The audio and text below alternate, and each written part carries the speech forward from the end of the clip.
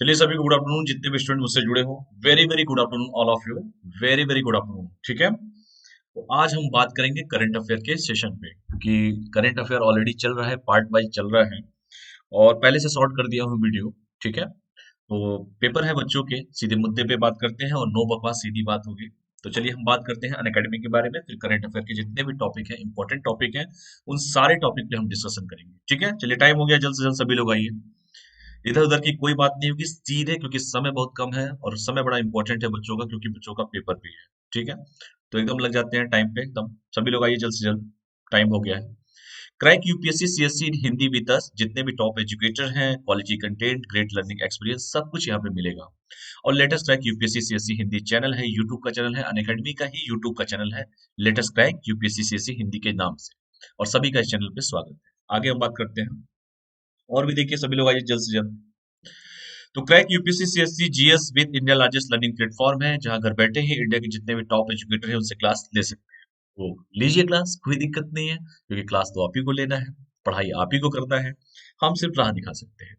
अगर सब्सक्रिप्शन के बारे में बात किया जाए तो डेली लाइव क्लासेज मिलेगा। लाइव क्लास जैसे मैं ले रहा हूँ, सीधा प्रसारण जिसे कहते हैं, टू वे कम्युनिकेशन होगा।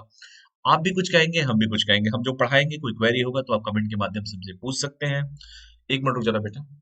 और इसके साथ ही साथ, अगर आपको सपोज दैट, अगर आपको कुछ भी क्वेरी हो तो आप पहले सीधे कमेंट कीजिए आप मुझे। स्ट्रक्चर कोर्सेज होंगे, जो कोर्स होंगे आपके स्ट्रक्चर फॉर्म होंगे, मतलब प्रॉपर तरीके से क्लास चलेंगे। अगर हिस्ट्री है तो हिस्ट्री चलेगा, ज्योग्राफी है तो ज्योग्राफी चलेगा, पॉलिटी है तो पॉलिटी चलेगा, मतलब प्रॉपर तरीके से क्लास चलेगा। ठीक है, जैसे ऑफलाइन क्लास चलता था वैसे ही ऑनलाइन क्लास चलेगा। लाइव टेस्ट एंड क्विज मिलेगा। लाइव टेस्ट एंड क्विज का सबसे बड़ा बेनिफिट ये है कि टेस्ट और क्विज देके अपनी क्वेरी को आप दूर कर सकते हैं, और ये इंपॉर्टेंट भी है। तब तक बता रहा हूँ, जल्द से जल्द सभी लोग आइए। तो टेस्ट दीजिए, क्विज दीजिए, और टेस्ट और क्विज के द्वारा सारे जितने भी आपके कमियां हैं, उस कमियों को दूर करने का मौका दिया जाएगा। अनलिमिटेड एक्सेस मिलेगा। अनलिमिटेड एक्सेस का मतलब यही है कि अगर लाइव क्लास आप नहीं भी कर पाते हैं तो वो जो लाइव क्लास होगा ना, आपके मोबाइल में स्टोर हो जाएगा, और वो लाइव क्लास आप अनलिमिटेड एक्सेस के साथ, मतलब कितनी बार भी चाहे उतनी बार उस वीडियो को देख सकते हैं। ठीक है, बाकी चीजें में देखिए, ये अनअकैडमी का ऐप है, जिसे गूगल के प्ले स्टोर से या एप्पल के प्ले स्टोर से डाउनलोड कर सकते हैं। तो जो लोग डाउनलोड ना किए हो वो डाउनलोड कर लें। ठीक है, और आगे बढ़ते हैं फिर। ये मेरे बारे में है, मैंने बीटेक कंप्यूटर साइंस से किया है। 4 ईयर का ये या 5 ईयर की टीचिंग एक्सपीरियंस सब हो ही चुका है। ऑप्शनल कोर्स हिस्ट्री है मेरा, और मैं आप लोग को हिस्ट्री, पॉलिटी और करंट अफेयर पढ़ाऊंगा। ठीक है, अभी करंट अफेयर चल रहा है क्योंकि ऑलरेडी पेपर्स हैं बच्चों के, और उसका बड़ा योगदान है करंट अफेयर समसामयिकी का। और आपको पता है कि मैं समसामयिकी के तरीके से नहीं पढ़ाता हूँ, पूरा डिटेल पढ़ाता हूँ। ये अनअकैडमी का टेलीग्राम का लिंक है, t.me प्रिंस जायसवाल। जिसको जुड़ना है इस टेलीग्राम के चैनल से जुड़ जाएगा। क्लास की टाइमिंग, डेट, पीडीएफ सब इसी टेलीग्राम पे शेयर कर देता हूँ। इंडिया के जितने भी टॉप 100 एजुकेटर हैं वो अनअकैडमी के साथ इस समय जुड़े हुए हैं, मतलब यूपीएससी सीएससी के फील्ड की मैं बात कर रहा हूँ। टॉप 100 एजुकेटर अनअकैडमी पे हैं, किसी भी टॉपर से क्लास ले सकते हैं। ठीक है, access to India best educator just this subscription away. ठीक है, किसी भी टॉप एजुकेटर से ले सकते हैं। मैं भी एक एजुकेटर हूँ, प्लस एजुकेटर हूँ अनअकैडमी का, यूपीएससी सीएससी का। मुझसे भी क्लास लीजिए, किसी से भी क्लास ले सकते हैं आप, ये आपकी स्वतंत्रता है। यूपीसीसीसी के सब्सक्रिप्शन के बारे में थोड़ा सा और जान लेते हैं। जैसे पॉलिटी, गवर्नेंस एंड आईआर का सब्सक्रिप्शन है, ज्योग्राफी का है, साइंस एंड टेक्नोलॉजी का है, एनसीईआरटी की समरी का सब्सक्रिप्शन है, हिस्ट्री का सब्सक्रिप्शन है, ऑप्शनल कोर्स के भी सब्सक्रिप्शन है, environment and ecology, art and culture, current affair, Indian economy, practice and strategy और आंसर राइटिंग कोर्स भी है। अगर किसी में सब्सक्रिप्शन लेना है तो आप सब्सक्रिप्शन ले सकते हैं। और भी देखते हैं, दो तरह के प्लान होते हैं यूपीएससी सीएससी जीएस सब्सक्रिप्शन के प्लान। एक होता है प्लस, दूसरा है आइकोनिक। प्लस की बात किया जाए तो 1 महीने का भी है, 3 महीने का, 6 महीने का, 12 महीने का, 24 महीने का और 36 महीने का प्लान है। कोई भी प्लान, कोई भी सब्सक्रिप्शन अपनी सुविधा अनुसार आप ले सकते हैं। अगर 1 ईयर की बात किया जाए तो इसका जो चार्ज है 49,500 है। ये कोड है PJ01, इस कोड का यूज कीजिए, और आफ्टर 10% डिस्काउंट जब यूज करेंगे PJ01 कोड, 10% डिस्काउंट के बाद जो चार्ज पे करना होगा 44,550 आपको पे करना होगा। जल्द से जल्द सभी लोग आइए। तो मैं अनअकैडमी के बारे में बता रहा हूँ। तो 44,550 रुपये आपको पे करना होगा। इसमें बेनिफिट क्या मिलेगा, और भी जितने भी हैं, 1 2 ईयर के, 3 ईयर्स के, जो भी है अपने हिसाब आप लोग देख लीजिएगा। इसमें लाइव क्लास मिलेगा, सीधा प्रसारण, जिसे मैं बोल रहा हूँ ना, सीधा प्रसारण चल रहा है। जैसे टेस्ट सीरीज मिलेगा, अनलिमिटेड प्रैक्टिस मिलेगा, स्ट्रक्चर शेड्यूल मिलेगा, मतलब टेस्ट देके ही अपने क्वेरी को दूर कर सकते हैं। जो भी चीजें पढ़ेंगे, जो भी कॉन्सेप्ट पढ़ेंगे, जो पढ़ाया जाएगा किसी भी, तो वो टेस्ट देंगे तभी तो पता चलेगा कि आप पढ़ाई वाकई में कर क्या रहे हैं। तो test series, unlimited practice, structure schedule, ये सारी चीजें आपको मिलेंगी अन अकेडमी के यूपीएससी सीएससी प्लस। अगर सब्सक्रिप्शन लेते हैं तो इस पे मिलेगा। दूसरा है आइकॉनिक का सब्सक्रिप्शन, थोड़ा सा डिफरेंस है प्लस और आइकॉनिक में। ये भी 1 ईयर का है, 2 ईयर का है, 3 ईयर का है। 1 ईयर का जो चार्ज है इसका 69,500 है। कोड सेम कोड यूज करेंगे PJ01 आफ्टर 10% डिस्काउंट, और 10% डिस्काउंट के बाद जो चार्ज पे करना है 62,550 आपको पे करना होगा। इसमें और भी बेनिफिट क्या मिलेगा, देखिए चारों फीचर्स तो मिलेंगे ही मिलेंगे आपको। जैसे प्लस वाले थे live class, test series, unlimited practice, structure schedule, इसके साथ ही साथ आपको पर्सनल कोच मिलेंगे जो पर्सनली आपको गाइड मिलेंगे करेंगे। डेली मेंस क्वेश्चन प्रैक्टिस होगा, क्योंकि मैं बार बार कहता हूं कि प्रीलिम्स का पेपर सिर्फ और सिर्फ एक छट्टी का पेपर होता है, असली लड़ाई मेंस की होती है। तो जो मेंस का जो क्वेश्चन एनालिसिस किया जाएगा वो मिलेगा आपको, स्टडी प्लानर होंगे, पर्सनली आपको फीडबैक दिया जाएगा। जो पढ़ाई नहीं करेंगे उनको बताया जाएगा, उनके घर वालों को भी बताया जाएगा, देखो बच्चे पढ़ाई से नहीं कर रहे हैं आपके, तो ये पर्सनल कोच मिलेंगे आपके आइकॉनिक में, ठीक है। हाँ, कोड कहीं पे भी यूज किया जा सकता है। अगला है ऑप्शनल कोर्स, भी अनअकैडमी के द्वारा स्टार्ट हो चुका है, ऑलरेडी बता चुका हूँ। ये भी 1 महीने का है, 6 महीने का, 12 महीने का, 24 महीने का और 36 महीने का है। जो 1 ईयर का चार्ज है 27,500 है। कोड यूज कीजिए PJ01, 10% डिस्काउंट, और आफ्टर डिस्काउंट ओनली फेज 24,750 वैकल्पिक विषय। और एक बात ध्यान देना मेरा, कि वैकल्पिक विषय किसी के कहने पे मत चूज कीजिएगा, जिसमें पारंगत हासिल हो वही उसी में चूज कीजिए, जो आपको अच्छा लगता है, जिसमें आपको लगता है कि कमांड है मेरा इस सब्जेक्ट पे, वही चूज कीजिएगा, ठीक है। आपको पता है कि अनअकैडमी के द्वारा कॉम्बैट स्टार्ट हो चुके हैं। ऑल ओवर इंडिया लेवल पे टेस्ट हो रहा है, AIL level, all over India level पे रजिस्ट्रेशन बच्चे कर रहे हैं। आप लोग भी रजिस्ट्रेशन कीजिए, अधिक से अधिक संख्या में बच्चे पेपर दे रहे हैं, क्योंकि 6 दिसंबर से स्टार्ट हो चुका है अनअकैडमी का कॉम्बैट। और ये 6 दिसंबर से स्टार्ट हो चुका है ऑलरेडी। आपका रजिस्ट्रेशन जब आप करेंगे ना, तो उसमें कोड पूछेगा, तो इस कोड का यूज कर सकते हैं PJ01। ये चार्ज फ्री है, कोई चार्ज नहीं लिया जाएगा आपका अनअकैडमी का कॉम्बैट का। The most competitive gamified UPSC CSC battle in here, और सभी लोग आइए, हर अल्टरनेट संडे को होगा। जैसे 6 तारीख को हुआ, 13 को नहीं हुआ, 20 को हुआ, फिर 20 के बाद जो संडे आ रहा है वहां नहीं होगा, फिर नेक्स्ट संडे को होगा। तो नए साल में ही खेलिए, तो रजिस्ट्रेशन कीजिए और कॉम्बैट का मजा लीजिए आप लोग। और आपको पता कैसे चलेगा कि आप पढ़ाई में, वाकई में पढ़ाई कैसा चल रहा है आपका, आपका स्कोर क्या है, तो वो टेस्ट के माध्यम से ही पता चल पाता है। और टेस्ट किसके साथ है आपकी लड़ाई?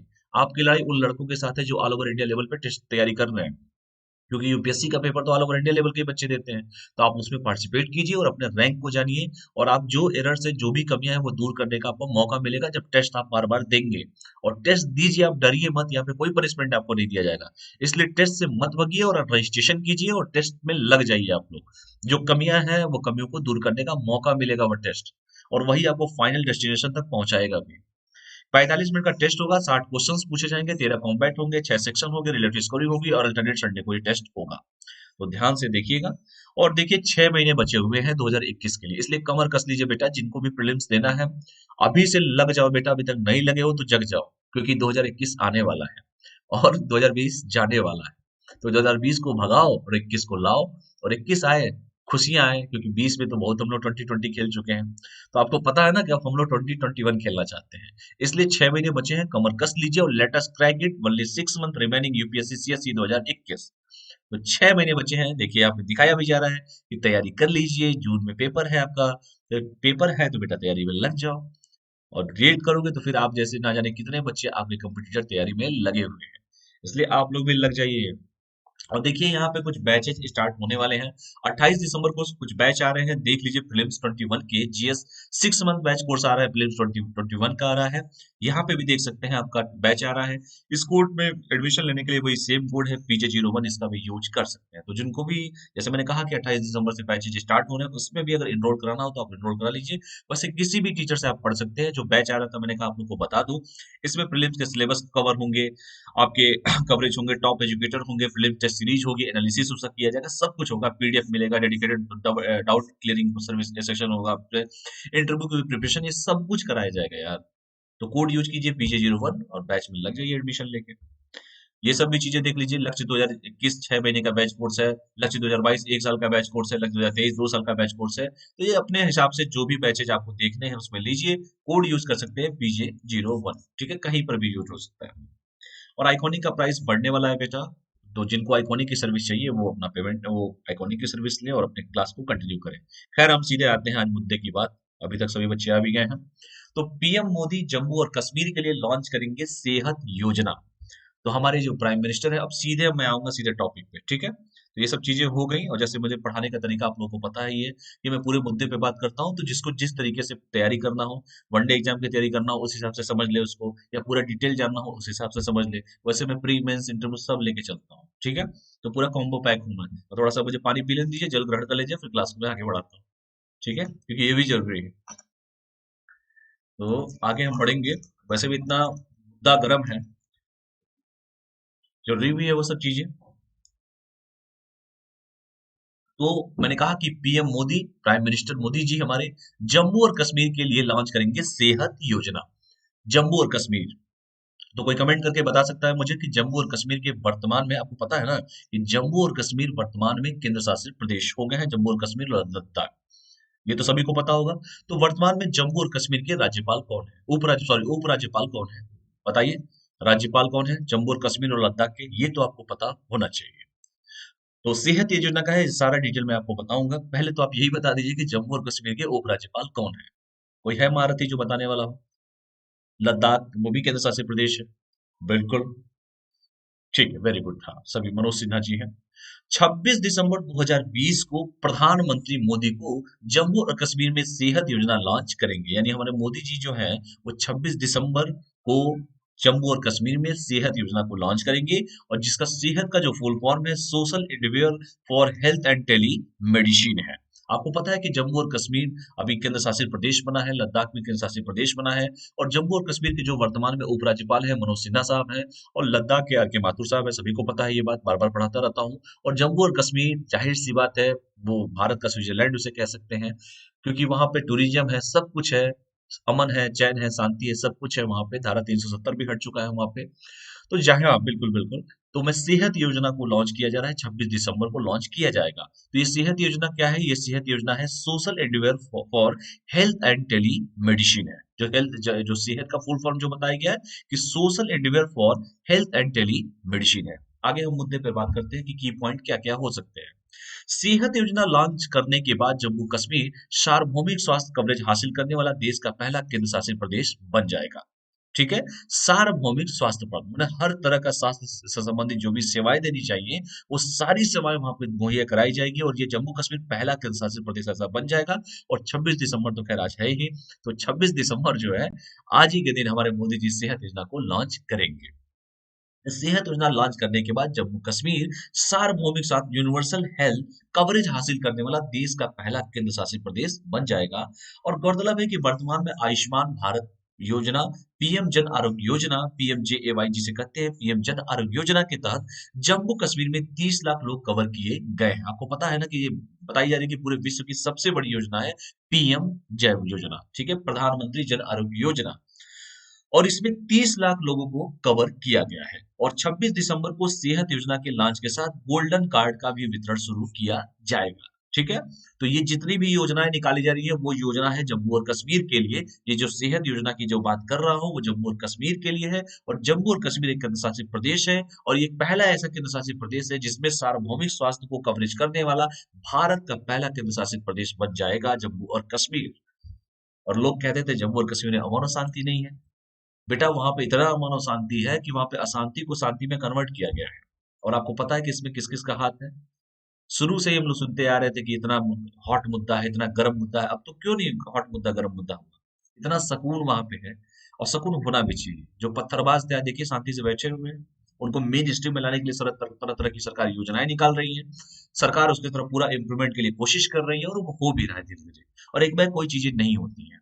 आज अमन चैन वहां पर है, सुकून है, वहां के लोग सुकून से रहना चाहते हैं, हर देश के लोग सुकून से रहना चाहते हैं।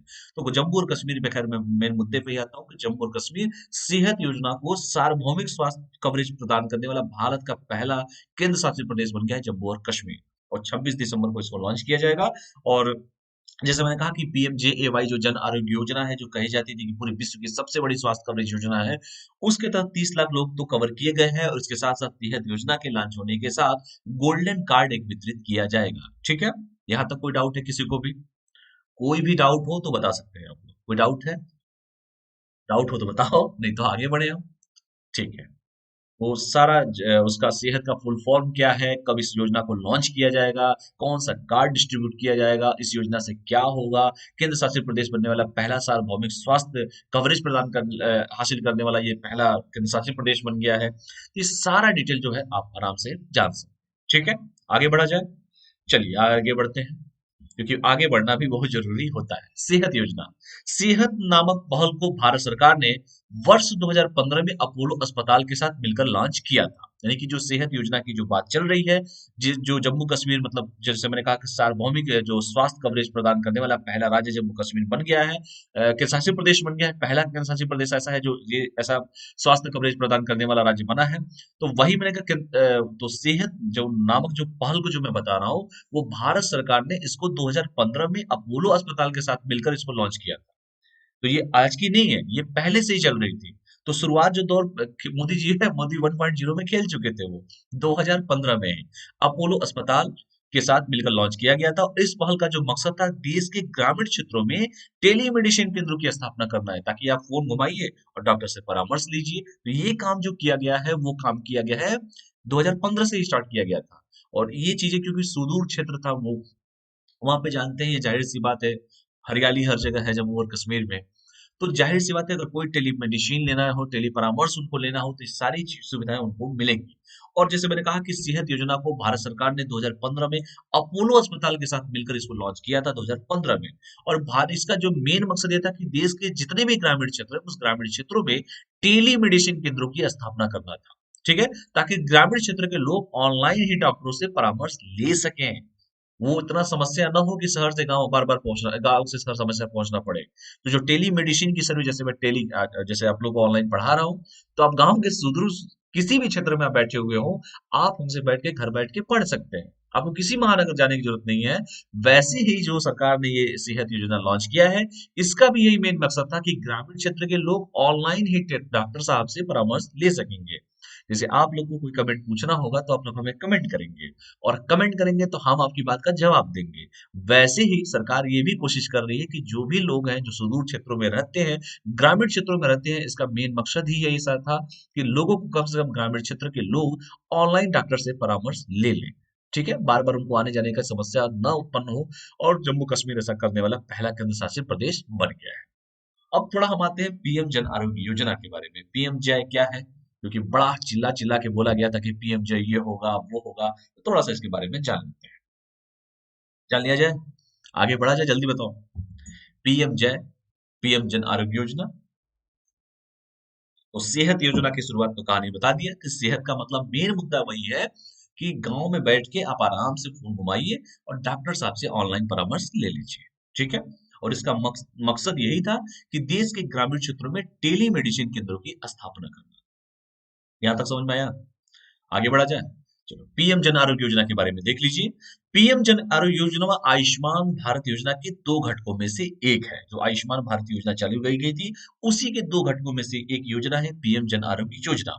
और इसे 2018 में झारखंड के रांची में लॉन्च किया गया था। तो झारखंड, कोई बता सकता है झारखंड के वर्तमान में सीएम कौन है? झारखंड के वर्तमान में सीएम कौन है? चीफ मिनिस्टर कौन है झारखंड के? मुख्यमंत्री कौन है? और वहां के उपराज्यपाल कौन है? थोड़ा सा कमेंट करके बताइए आप लोग।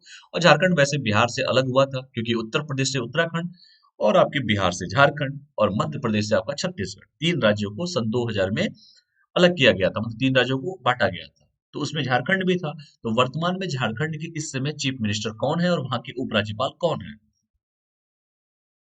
क्यों बताइए, कमेंट कीजिए सभी लोग, जितने भी स्टूडेंट मुझसे जुड़े हो कमेंट कीजिए, सभी सभी कमेंट कीजिए, जितने भी स्टूडेंट जुड़े हो कमेंट करो जल्दी सबके सब। ठीक है, वेरी गुड। तो पीएम, ठीक है, वेरी गुड वेरी गुड, बहुत बढ़िया। जिनको नहीं पता होगा, बीच बीच में मैं क्वेश्चन पूछूंगा, जिनको नहीं पता होगा बेटा कॉपी में लिख लेना, घर पे जाके एक बार गूगल से सर्च करना, थोड़ा अपने बारे में भी कुछ, मतलब अपने से भी कोई जानकारी ले लेनी चाहिए।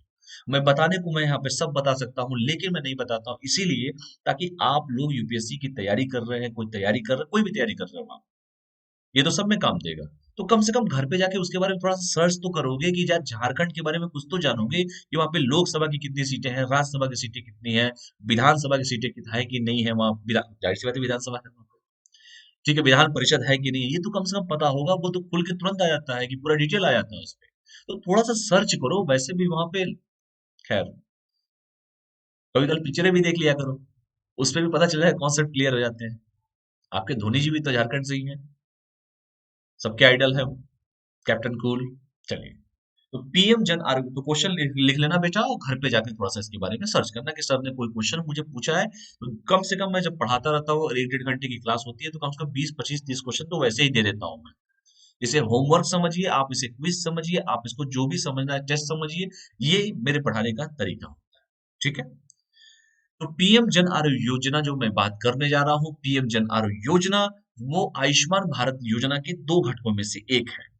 क्यों? क्योंकि इसे 2018 में झारखंड की राजधानी जो रांची है वहां से इसको लॉन्च किया गया था।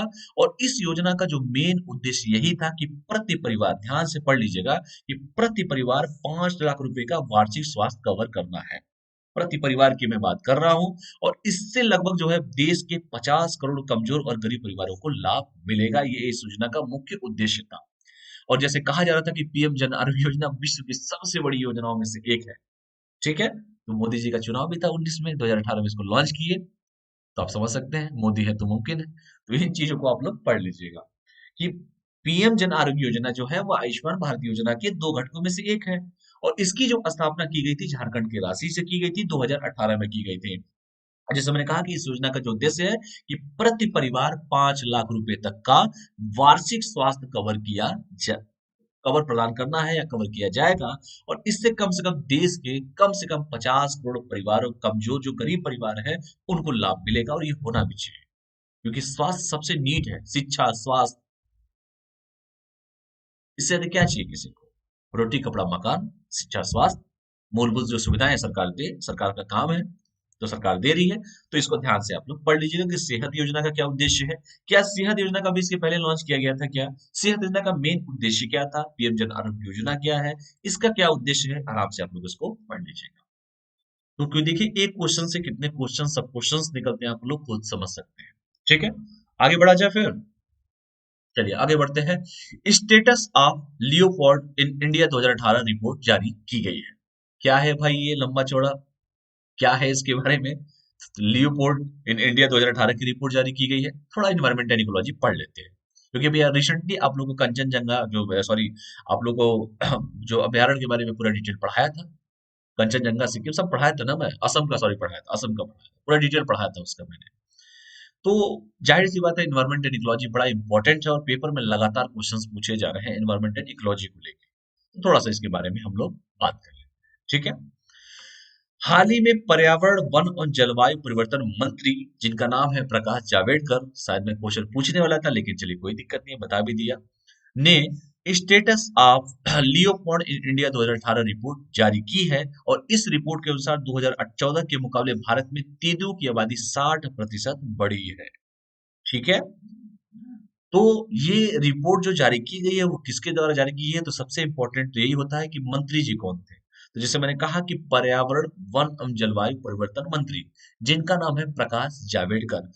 प्रकाश जावड़ेकर साहब जो मंत्री जी हैं, जो केंद्रीय मंत्री हैं, जो पर्यावरण, वन और जलवायु परिवर्तन मंत्री है, उनके द्वारा status of Leopold in India 2018 की रिपोर्ट जारी की गई है।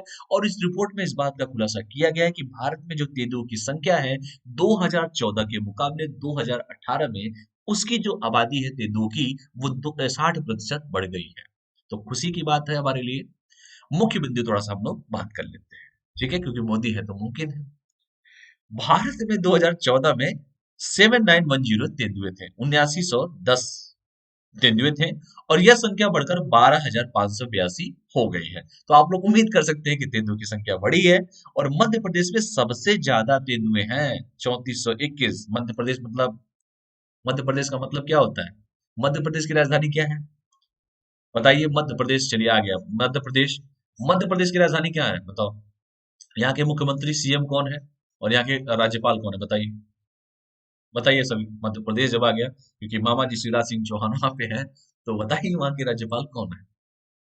मध्य प्रदेश बहुत चीजों में आगे है। मध्य प्रदेश वो प्रदेश है जहाँ पे अनुसूचित जनजातियों की संख्या सबसे ज्यादा है। बताइए, और बताइए कोई, कौन है राज्यपाल? आनंदीबेन पटेल, वेरी गुड, बहुत बढ़िया। क्योंकि उत्तर प्रदेश की जो राज्यपाल है उनका अतिरिक्त कार्यभार उनको मध्य प्रदेश का भी दिया गया है, क्योंकि लालजी टंडन साहब पहले थे, अब हम लोग के बीच में नहीं है, तो जाहिर सी बात है कोई पद खाली है और कोई भी राज्यपाल है उसको अलग राज्य का भी कार्यभार दिया जा सकता है। तो भारत में 2014 में 7910 तेंदुए थे। अब उसकी संख्या बढ़कर 12,852 हो गई है और सबसे ज्यादा तेंदुओं की संख्या जो है वो है मध्य प्रदेश में 3421 है। और मध्य प्रदेश के बाद दूसरा नंबर है कर्नाटक और महाराष्ट्र में तेंदुओं की आबादी क्रमशः 1783 और 1690 है। तो बेटा सबसे इंपॉर्टेंट इसमें क्या है? सबसे इंपॉर्टेंट इसमें ये है कि आपको ये जानना है कि सबसे ज्यादा तेंदुओं की आबादी किस राज्य में पाई जाती है। तो सबसे पहला है मध्य प्रदेश, दूसरा आपका है कर्नाटक और तीसरा आपका जो है महाराष्ट्र। तो आप ध्यान से यहाँ से देख लीजिएगा, मध्य प्रदेश एमपी लिख दे रहा हूँ, उसके बाद आपका कर्नाटक है और उसके बाद महाराष्ट्र है। तो ध्यान से रैंकिंग देख लेना बेटा, क्योंकि पेपर में ये पूछे जाते हैं। मध्य प्रदेश में जैसे मैंने कहा कि अब 3421 हो गए हैं, कर्नाटक में जैसे मैंने कहा कि 1783 हो गए हैं और 1690 महाराष्ट्र में हो गए। तो ये जरूर याद रखिएगा, पेपर में ऐसे घुमा फिरा के क्वेश्चंस आते हैं। और ये रिपोर्ट जारी की गई, इस रिपोर्ट में यही बताया गया कि 60% की वृद्धि हुई है 2014 के कंपेयर में। ठीक है। और पैटर्न रिकॉग्निशन सॉफ्टवेयर की मदद से 5240 व्यस्त तंत्रों की पहचान की गई है।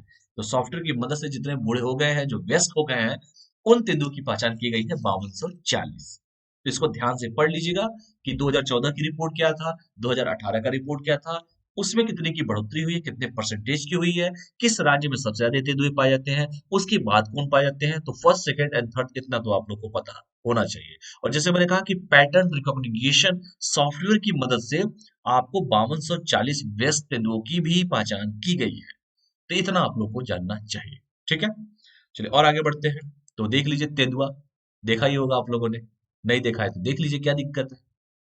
और भी देखिए, national tiger conservation authority wild life institute of India tiger और तेंदुओं के समान अन्य प्रजातियों से संबंधित रिपोर्ट प्रदान करती है।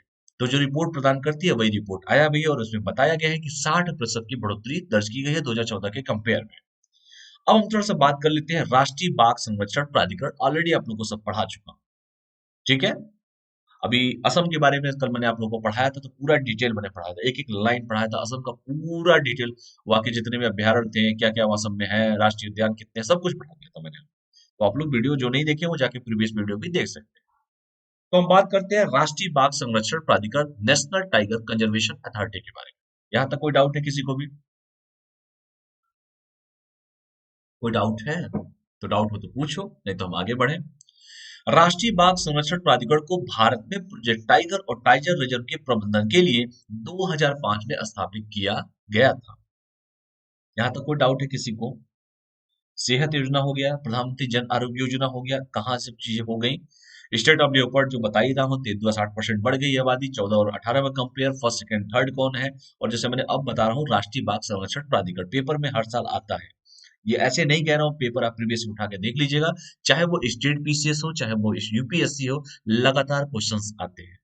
तो ऐसे ही मैं नहीं बोल रहा हूँ। और प्रीवियस अगर इसका देखना हो तो बेटा प्रीवियस सारे भी जितने भी क्लासेस ले चुका हूँ वो वीडियो आप लोग लगातार देखा करेंगे, क्योंकि मैं बार बार कहता हूँ कि एक चीजें दूसरी चीजें से लिंक होती हैं और यहाँ पे मैं पूरा अपडेशन उसका बताता हूँ। तो वो चीजें जो आपकी पारंपरिक चीजें हैं, वो तो रहेंगी ही रहेंगी, इसके साथ साथ जो अपडेट है वो तो मैं आप लोग को दे रहा हूँ।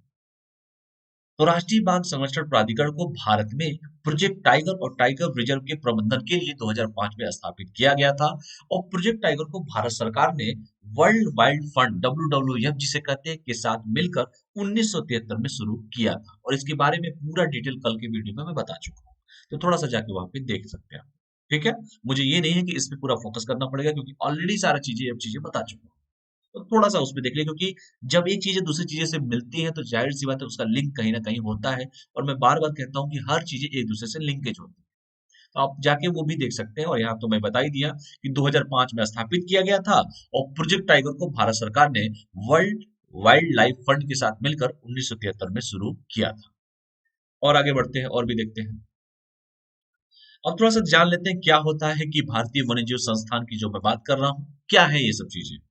यह संस्थान वन्यजीव नीति, लुप्त प्राय प्रजाति, वन्यजीव प्रबंधन, जैव विविधता, वन्यजीव फोरेंसिक, पर्यावरण विकास, स्थानिक मॉडलिंग, पर्यावरण पारिस्थितिकी, इकोटॉक्सिकोलॉजी और जलवायु परिवर्तन में वन्यजीव संस्थान पर कार्य करता है।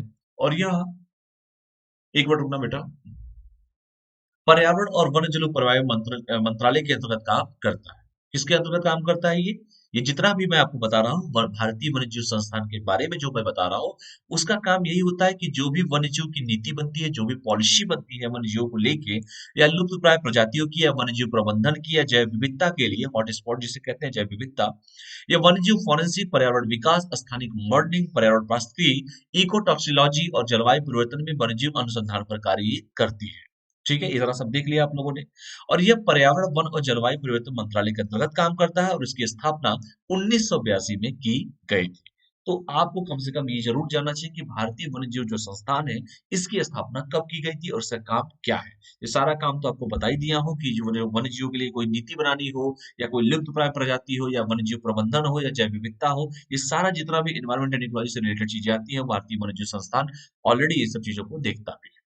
ठीक है, और जैसे मैंने कहा कि यह जो है किसके अंतर्गत काम करता है, तो यह पर्यावरण, वन और जलवायु परिवर्तन मंत्रालय के अंतर्गत काम करता है, जिसके मंत्री जी हैं प्रकाश जावड़ेकर। और इसकी स्थापना भारतीय वन्यजीव संस्थान की गई थी 1982 में। और पेपर में लगातार क्वेश्चन ये पूछे गए हैं। आप प्रीवियस ईयर के पेपर उठा के देखिए, आपको खुद पता चल जाएगा। आगे बढ़ते हैं। यहाँ तक कोई डाउट है किसी को? कोई भी डाउट हो तो बेहिचक पूछिए, वरना आगे बढ़ते हैं। कोई डाउट है? अब हम आ रहे हैं विश्व बैंक के पास, वर्ल्ड बैंक के पास। वर्ल्ड बैंक ने अपडेट डूइंग बिजनेस रिपोर्ट जारी की है। तो क्या है डूइंग बिजनेस रिपोर्ट? क्योंकि वर्ल्ड बैंक के द्वारा जारी किया जाता है। तो वर्ल्ड बैंक कोई बता सकता है कि हेडक्वार्टर कहाँ पे है? विश्व बैंक का हेडक्वार्टर कहाँ पर है? वर्ल्ड बैंक, क्योंकि वर्ल्ड का बैंक है, तो बताइए हेडक्वार्टर कहाँ पर है? बताइए बताइए, सभी लोग बताइए, क्योंकि कोरोना महामारी चली रही है, देख ही रहे हैं। अभी तो चीन का वायरस, लोग कह रहे थे कि चीन के वुहान शहर से निकला, तो वो तो चाइना का माल था। पता नहीं, अभी रिसेंटली आप लोगों ने न्यूज में पढ़ा भी होगा कि एयर इंडिया से कोई फ्लाइट आई है लंदन से दिल्ली में, और आप लोगों ने देखा भी होगा कि 15 से 20 कोरोना पॉजिटिव पाए गए हैं। तो ये तो लंदन वाले हैं, ये तो 100-2 साल तक राज करने वाले होते हैं, क्योंकि चाइना का सामान तो फ्यूज भी हो जाता है। लंदन का पता नहीं क्या होगा, भगवान न करे ये सब चीजें हो, सब सॉर्ट आउट हो जल्द से जल्द चीजें। खैर, आप लोग तो अपडेट होते ही रहते हैं, क्यों? पेपर तो पढ़ते ही होंगे आप लोग, पेपर पढ़ते हैं ना आप लोग? ठीक है। तो विश्व बैंक ने अपडेट डूइंग बिजनेस रैंकिंग जारी की है। ठीक है, तो अपडेट डूइंग बिजनेस रिपोर्ट क्या जारी की है, वो भी विश्व बैंक ने। ये जरूरी भी है जानना। तो आगे बढ़े हम। हाँ ठीक है, ठीक है, वेरी गुड। हाँ, बहुत सी चीजें सीखने को आपको मिलेगा। मैं कह रहा हूँ ना कि बहुत सी चीजें, मैं कह रहा हूँ ना, ये करंट अफेयर नहीं है बेटा, ये प्री भी है, मेंस भी है, इंटरव्यू भी है, सब कुछ है आपका ये। ठीक है, आप उसको उस नजरिए से देखेंगे तो आपको खुद पता चल जाएगा। बाकी आप लोग ट्राई करते रहिए। चलिए, अब मुद्दे पे आते हैं सीधे। हाल ही में विश्व बैंक ने डेटा अनियमितताओं की समीक्षा के बाद अपनी पहली डूइंग बिजनेस रिपोर्ट को सही किया है। किसकी अनियमितता के बाद? डेटा की अनियमितताओं के समीक्षा के बाद। क्योंकि डेटा की जो अनियमितताएं हैं, लगातार खबरों में आ रही थी कि डेटा को इधर से उधर किया जा रहा है। तो उसी पर विश्व बैंक ने क्या किया है कि डेटा की अनियमितताओं की समीक्षा के बाद, रिव्यू के बाद, अपनी डूइंग बिजनेस रिपोर्ट को, रैंकिंग को सही किया है। और इन सुधारों के बाद चीन की रैंकिंग 7 पायदान नीचे आ गई है। जो चाइना जो इतना परेशान रहता है, देख लो बेटा, तुम्हारा तो अभी अमेरिका वालों ने कपास आयात पर रोक लगाई थी, क्योंकि उइगर मुसलमानों का केस लेके अभी रिसेंटली पढ़ाया था। तुम लोगों ने पहली बार हमसे इतने 3 दशक के बाद तुमने हमने बासमती चावल भी हम लोगों से खरीदा है। और धीरे धीरे देखो, तुम्हारी यही औकात है कि चीन की रैंकिंग जो है 7 पायदान नीचे आ गई है, जब डेटा अनियमितताओं की समीक्षा की गई है। उसके बाद वर्ल्ड बैंक ने क्या किया है, अपनी डूइंग बिजनेस रिपोर्ट को, रैंकिंग को सही किया है। और इन सुधार जब किया है, तो उनकी जो रैंकिंग है, चीन की जो रैंकिंग है, दो इतनी दबंगई हर जगह करता रहता है चाइना, उसकी जो 7 पायदान नीचे आ गई है। थोड़ा सा मुख्य बिंदु पे बात कर लेते हैं। यहाँ तक कोई डाउट है किसी को? कोई डाउट है किसी को, या आगे बढ़ा जाए फिर? डाउट हो तो पूछ लो, नहीं तो आगे बढ़ा जाए, बस दो ही ऑप्शंस होते हैं आपके पास। तो जाहिर सी बात है, विश्व बैंक, जैसे मैंने कहा कि इसका हेडक्वार्टर कहाँ पर है, कोई कमेंट करके बता सकता है तो बता दिए। और जैसे मैंने कहा कि डेटा अनियमितताओं की समीक्षा के बाद, जब डेटा अनियमितता के केस आए थे, तो उसका समीक्षा किया गया। और समीक्षा किया गया तो ये पाया गया कि वाकई में कुछ ना कुछ तो गड़बड़ी हुई है। और जब उसको सही किया गया और रिपोर्ट को जारी किया गया, तब पता चला कि भैया जी, चाइना जो है, जो इतना दबंगई करते रहते हैं, चाहे सीपीईसी, चीन पाकिस्तान आर्थिक कॉरिडोर के केस में ले लो, चाहे डोकलाम का विवाद ले लीजिए, चाहे नेपाल का केस देख लीजिए, चाहे मालदीव का केस देख लीजिए, चाहे ईरान का केस देख लीजिए, चाहे श्रीलंका का केस देख लीजिए, चाहे हम लोग का ही केस देख लीजिए, तो इतना अतराने वाले लोग का देखिए यही स्थिति है कि चीन की रैंकिंग 7 पायदान नीचे आ गई है। इसलिए सही सलाह कीजिए चाइना वालों। मुख्य बिंदु की थोड़ी बात कर लेते हैं। की पॉइंट क्या क्या है। अगस्त 2020 में विश्व बैंक ने पहली रिपोर्ट में डेटा में बदलाव के संबंध में अनियमितताओं के बाद अपनी डूइंग बिजनेस रिपोर्ट के प्रकाशन को रोकने का फैसला किया था, क्योंकि अनियमितता के केस आए थे। केस को भाई जाहिर सी बात है, कोई भी अनियमितता कहीं डेटा में होता है तो उसके ऊपर रिव्यू कमेटी बैठेगी, समीक्षा करेगी, उस रिपोर्ट को जांचेगी और जांचा गया है और वही जांच के बताया गया कि चाइना की जो रैंकिंग है 7 पायदान नीचे आ गई है। तो ये सब चीजें पहले अगस्त 2020 में हो चुका है। तो जैसे मैंने कहा कि अगस्त 2020 में विश्व बैंक ने पिछली रिपोर्टों में डेटा के बदलाव के संबंध में अनियमितताओं के बाद अपनी पहली डूइंग बिजनेस रिपोर्ट के प्रकाशन को रोकने का फैसला किया। रोकने का फैसला किया तो हो गया। आगे बढ़ते हैं और भी देखते हैं और क्या क्या चीजें हुई हैं। इस बदलाव के बाद क्या होगा। इस बदलाव के बाद चीन को 7 स्थानों का नुकसान होगा, हो भी गया। और चीन को 38वीं पायदान की जगह 85वीं पायदान पर रखा गया है। तो यही स्थिति है, जो सर पे चढ़ता है वो यही होता है। तो इनको लगता था कि हम जगह हर जगह हम ही हैं। साउथ चाइना सी के केस में भी देख लीजिए, ये वहां पे बदमाशी इनका चालू था। तो खैर मैं इस पे ज्यादा कटाक्ष नहीं करूंगा, क्योंकि कई बार बता भी चुका हूं सब चीजें आपको। तो इस बदलाव के चीन को 7 स्थान का नुकसान हुआ और पहले जो उनकी रैंकिंग थी वो 78वीं थी और अब वो जो है 7 पायदान नीचे आ गए। अब उनकी हो गई 85। और इस रिपोर्ट में अजरबैजान को शीर्ष 10 सुधार करने वाले देशों में शामिल किया गया है और अजरबैजान का जो रैंक है 28। ठीक है, तो अजरबैजान कोई बता सकता है अजरबैजान के बारे में? किसकी राजधानी है अजरबैजान? क्या कोई देश है कि राजधानी है? पहले तो यही कंफर्म करके मुझे बता दो। अजरबैजान कोई बता सकता है? बताइए। इस अजरबैजान ने क्या किया कि शीर्ष 10 सुधार करने वाले देशों में शामिल हुआ है और इसकी जो रैंकिंग है उसकी रैंकिंग है 28वां। यहां तक कोई डाउट है किसी को? कोई भी डाउट? क्योंकि पेपर में क्वेश्चन पूछे जाते हैं इसमें से, विश्व बैंक के डूइंग बिजनेस रिपोर्ट के बारे में ये सारी चीजें पूछे। क्वेश्चन एक बार पूछ दिया था यूपीएससी ने कि ease of doing business report निम्नलिखित में से किसके द्वारा जारी किया जाता है।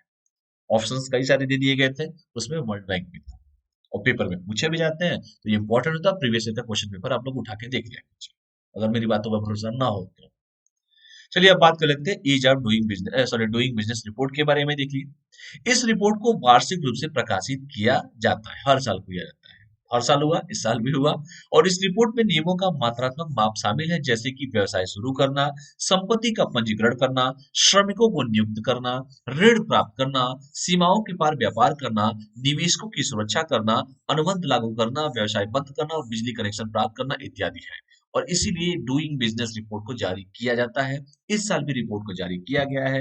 जो डेटा को लेकर अनियमितता थी, उन अनियमितताओं को उजागर किया गया है, उसको सुधारा गया है। और इसीलिए इस रिपोर्ट में बताया गया है कि चाइना जो है 7 पायदान नीचे आ गया है। पहले वो 78वें पोजीशन पे था, अब वो 85वें पोजीशन पे है। और टॉप 10 वाले जो देशों की सूची में, जिससे मैंने कहा कि जो सुधार किए हैं, उसमें अजरबैजान है, बाकू है। क्या है बाकू बेटा? रैंक उसका 28वां।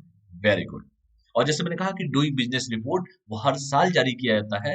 और इसमें क्या होता है, इस रिपोर्ट में नियमों का मात्रात्मक माप शामिल किया जाता है। भाई कोई रिपोर्ट बनेगा, कोई रिपोर्ट का पैरामीटर होगा, तभी तो कुछ चीजें बताई जाएंगी। तो इस रिपोर्ट में ये सब चीजें हैं कि रिपोर्ट में नियमों का मात्रात्मक माप शामिल है। जैसे मैंने कहा कि व्यवसाय को शुरू करना, संपत्ति का पंजीकरण कराना, श्रमिकों को नियुक्त करना, ऋण प्राप्त करना, जितने भी काम होते हैं व्यापार से संबंधित सारे काम है, सारे अनुबंध है, इसको लागू करना या व्यवसाय करना, व्यवसाय बंद कर, सारी चीजें हैं, बिजली कनेक्शन सब जो हुई है, ये इस रिपोर्ट में सारा काम दिया गया है। इसको प्रकाशित करता है, हर साल प्रकाशित करता है। ठीक है, आगे बढ़ते हैं।